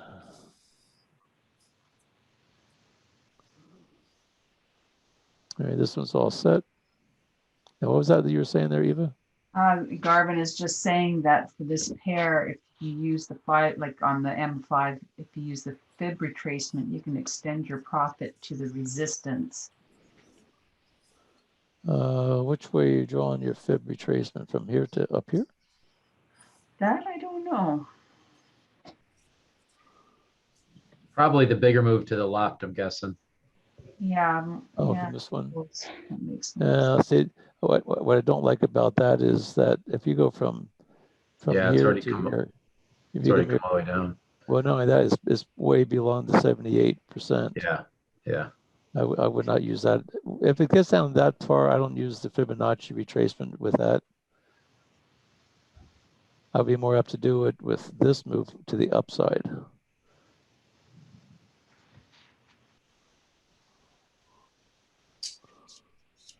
Maybe do it this way. It did cross over the moving averages. It did bounce. Let's see what kind of retracement we're getting with this.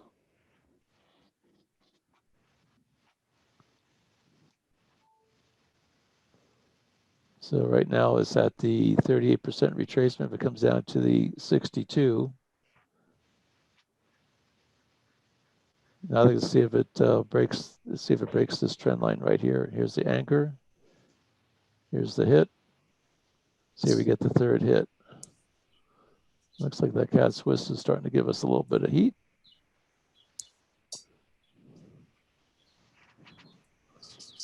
And it is, I think this is just a little, I think it's just a pullback to retest the 38% pullback.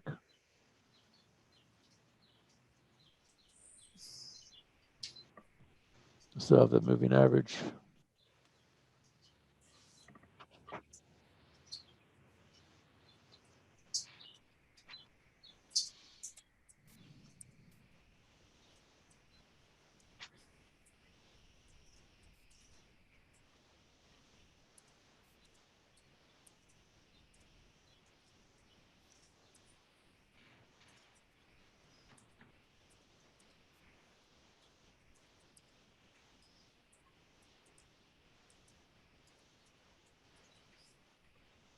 This one's still pending.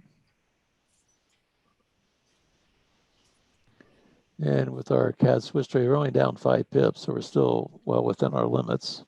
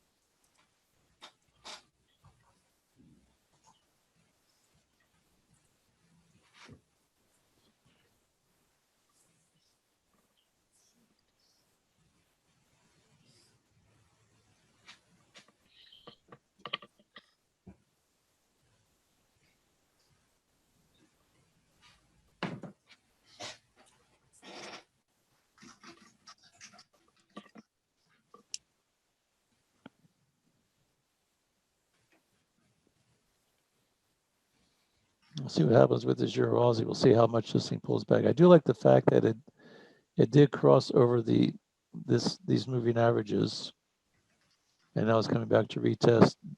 I like this Fibonacci, and then the depending on how deep it pulls back to 58%. Then I'd be looking at this would be target 1 right here, then target 2 the 38, and then target 3 would be the 50. Pretty much right about where. Move that down just a little bit here if I can. Right now it's I'll pull back 50%, so we can use that as target. So this would be target 1, this would be target 2. Target 2, target 3.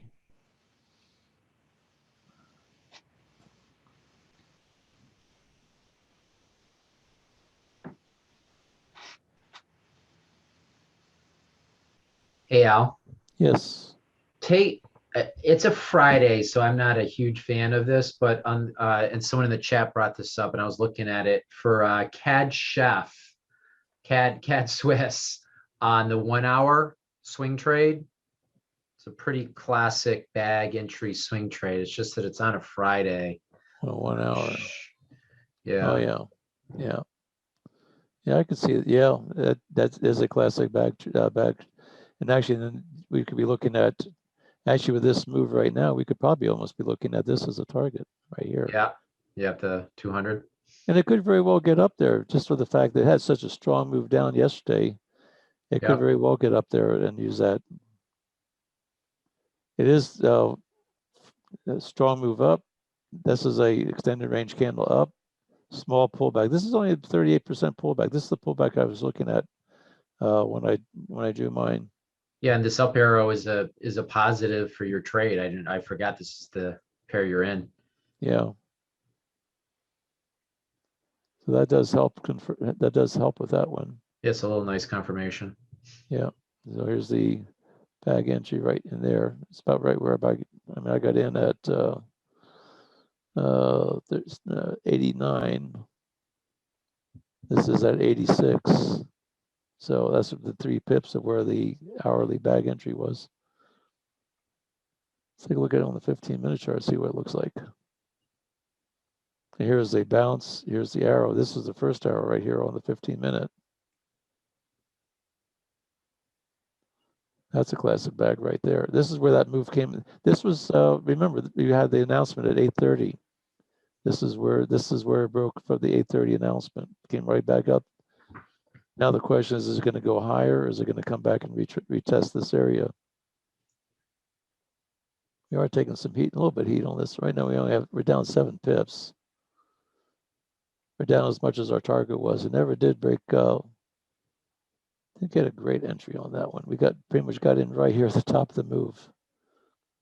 That's how you have to be careful with that.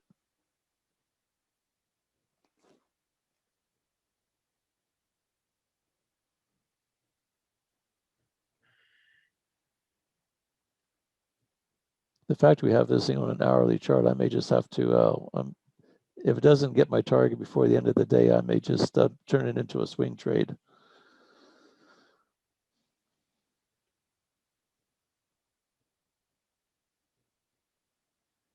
I didn't take a full position on this one. I've got a very interesting observation. What's so that? On NAS, so if you look at NAS and US 30, both on the 5-minute, you'll see that NAS didn't hit a resistance, a support zone, yet turned around. If you look on the US 30, it hit a support zone. And at that same moment, both currency pairs started going in the same direction, to the upside. Yeah. That's what's interesting to me. A lot of correlation. There is. As soon as I saw it coming down for the US 30 and it was going right into that green zone, I said, well, let's see if NAS is gonna follow suit and turn around. And it made a fractal low and then just came up. We have 1 minute before the opening bell, so we'll see what happens here.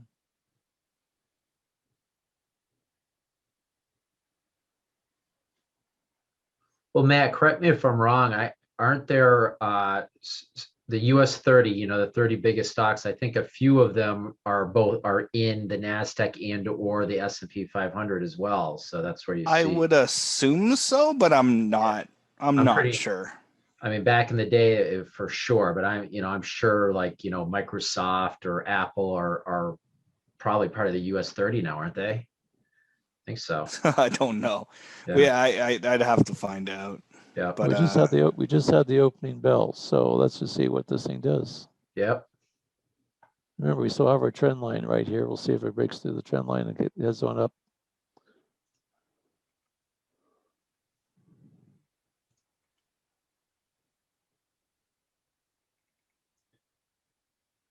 So the NAS now has a new, am I looking at them? Yeah, the M5 for the NAS has a green support zone now, Matt. If you look at the. Yep. I saw it. It's brand new. Yeah, we have a valid bounce there if we get an arrow. Right.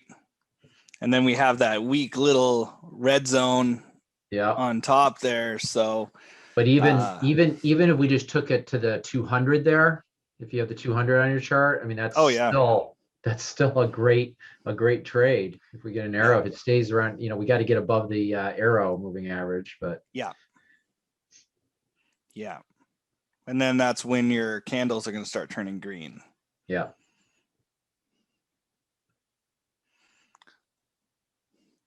But I'll be honest and say that I took it at the bounce. Like when it bounced off the US 30, I took it on NAS 100.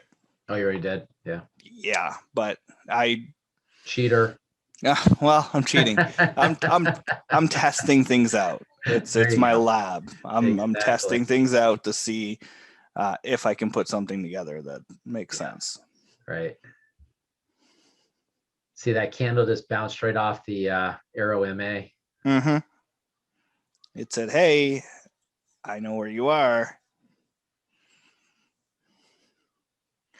Except the US 31 went right through it. Yeah. The US 30 didn't bounce on the arrow MA. US 30 is dangerous, man. Look at that. Yeah, well, look, it's flying. Wow. It's flying. It just hit the afterburners. Yeah.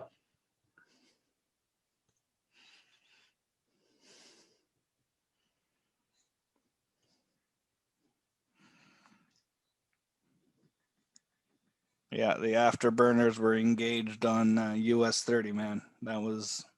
Yeah. Yeah, price movement all of a sudden goes crazy. Mm-hmm. That was I can't even tell how many pips. Oh my gosh. Basically, it's the biggest candle in eyesight right now. Look, it just blew away that resistance zone. Yep. Didn't like it though. Came right back down. Look at that. Look at that wig. Yeah.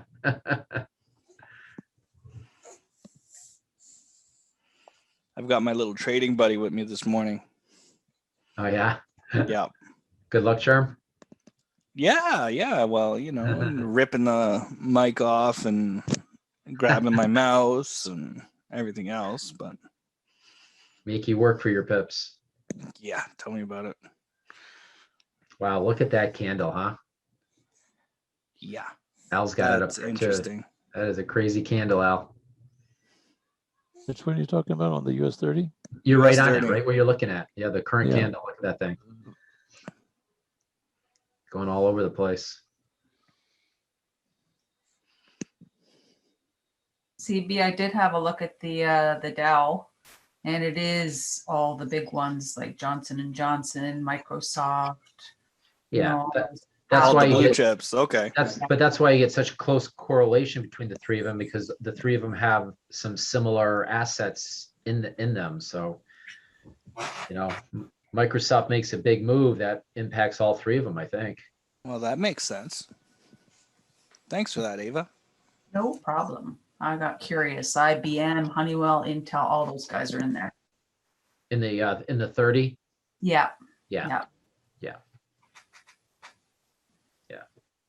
Yeah, I'm sure, I mean, obviously the 30, some of the 30 are going to be in S&P and some of the 30 are going to be in the NASDAQ, and that's why, again, you get pretty close correlation, unless Yeah, that's some NASDAQ stock that's not in the 30 makes a big move, then you won't see quite the same. But yeah. Oh, look at that. Candle closed, green zone's gone. And NAS 100 is still on its way down. So we'll see what's up. That's interesting. It sounds like they're opposing each other. They're acting weird, man. Generally, the Dow and the S&P and the NAS, usually they work in tandem with each other. I like to bet on the slow horse in the race. I see the two stronger ones going up, and then usually the third one follows. Yeah, NAS is the middle brother. I think that's the one that Jackie says kind of does its own thing. Yeah. Because German 30 is doing the same thing as US 30.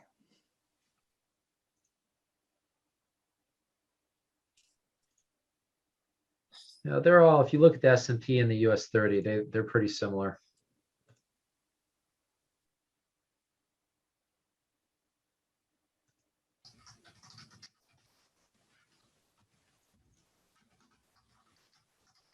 Let's see. Let me take a look. We know where the US 30 is going. And let's see where the S&P. Yeah, US 30. US 30 is gone. It's not as well, and not as aggressively. The S&P is not as aggressive. And then we have the NASDAQ 100. Yeah, the NAS has a potential trade for us still. Yeah. It'd be nice if it came back down, tested that green one more time, and then we got an arrow.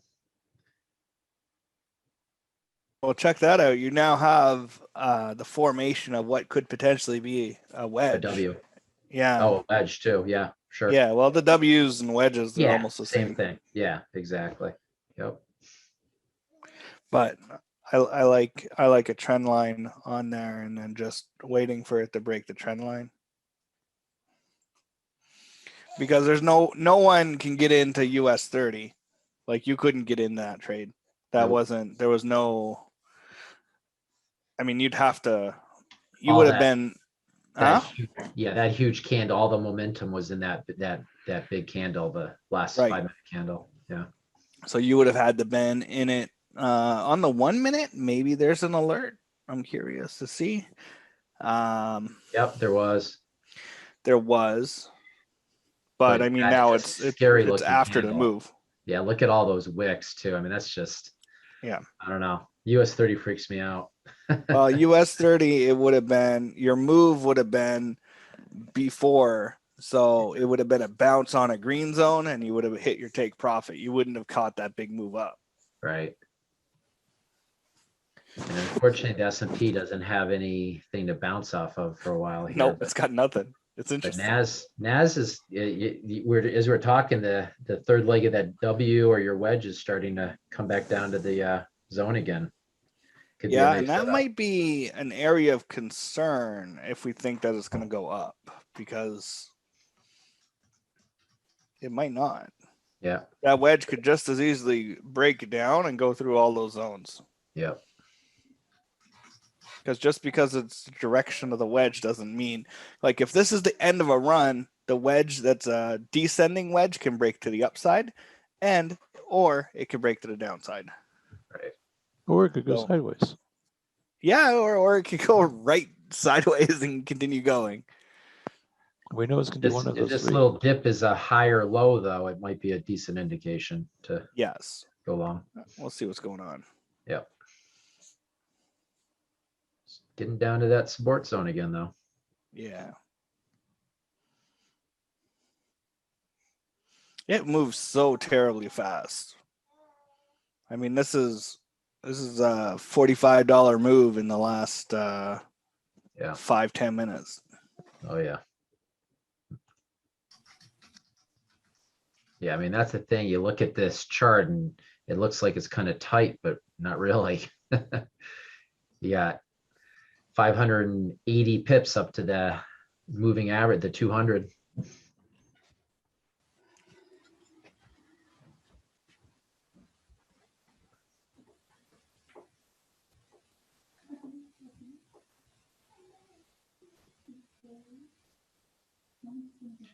So 9:45 is usually when it's kind of markets kind of work their way through their initial moves.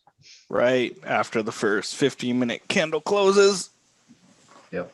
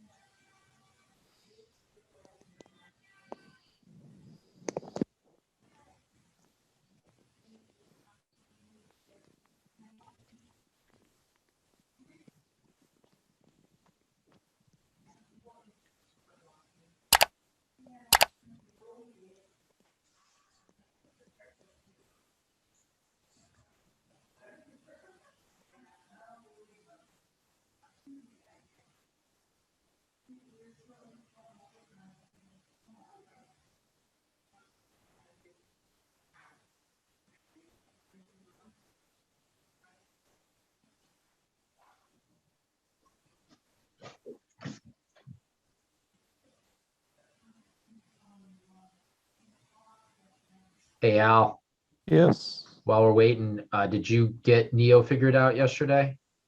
Well, it took trades yesterday and worked Okay. out. For some reason, I think what may have happened, I may have just missed the click on the accept button. I think what may have happened on the day before. It was a good Neo day yesterday. I think, yes, actually I have, it took two, British CAD, yeah, it took two trades yesterday. I had two of them. You should have had three. You should have had two mode twos and one mode one, and they all, well, the first mode two closed a little down, but the second one was a huge, I had like a 0.7% Yeah, I do see return. three. Yeah, I do see three yesterday. Yeah. I'm 6 weeks in now, I think, and I still have not had a single losing day with Neo. That's pretty good. And actually what I did was I put the Neo on the same same account that I have my gearbox, and I pulled the British CAD pair off the gearbox, and I'm just letting Neo trade the account. And Well, that's cool. Yeah. That way gearbox isn't interfering with it, and the gearbox shouldn't even be looking at it. Even then, I still don't think it would, because it's got those, whatever you call it, numbers sequenced into the transaction in the comments too. Magic. Yeah, the magic number. The magic numbers, that's the ones. Yeah. So it doesn't, it's just like as if you took a manual trade on Gearbox, on the account that you have Gearbox is not going to manage that manual trade for you. Right. Same principle. And they just don't allow Gearbox to take that trade, take that pair. Exactly. Well, Gearbox works completely different than what Neo does, so I don't see. And hey, just speaking of Neo, the Neo call is on in 15 minutes here, so we're gonna get booted from this. Oh, well, I'll tell you what, let's go ahead and remove ourselves from the equation here, and we've been in here over time anyway, so let's go ahead and wrap it up. Everybody, if you're in the trades, manage your trades. Don't let them get away from you. And keep an eye on the NAS 5 minute is really looking. We might get an arrow right now on the NAS. Right. All right, everyone. What an awesome morning, and a great way to end the week. Yeah. Hey guys, I just heard that Prince Philip died. Is that going to affect the pound in any way? Probably emotionally. I don't. How do you emotionally affect the currency? I know. The emotional sentiment, maybe. I don't know. Just well, who knows, man. I don't think they have a whole lot of effect on the markets. I wouldn't think. The fact I mean, if the queen rolls over, that might be a bigger deal. I'm not sure. I know that Brexit had a huge impact on it. Oh yeah. Oh yeah, Brexit was a big deal. Yeah. Yeah. Yeah. But yeah, I lost a lot of money Putting it on Brexit. lightly.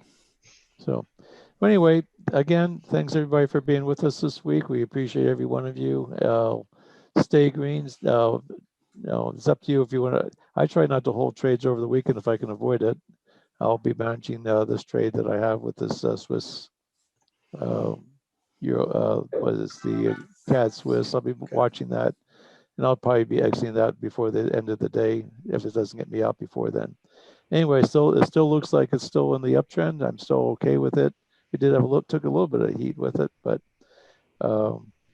that's just all part of the game. But it didn't even come back 10 pips. So all we need is 7. All I'm looking for is 5 or 7 pips, and we're done. Anyway, stay green, stay healthy, stay safe, and we'll see everybody on Monday. Thanks again for coming. Okay, everybody, have a great weekend.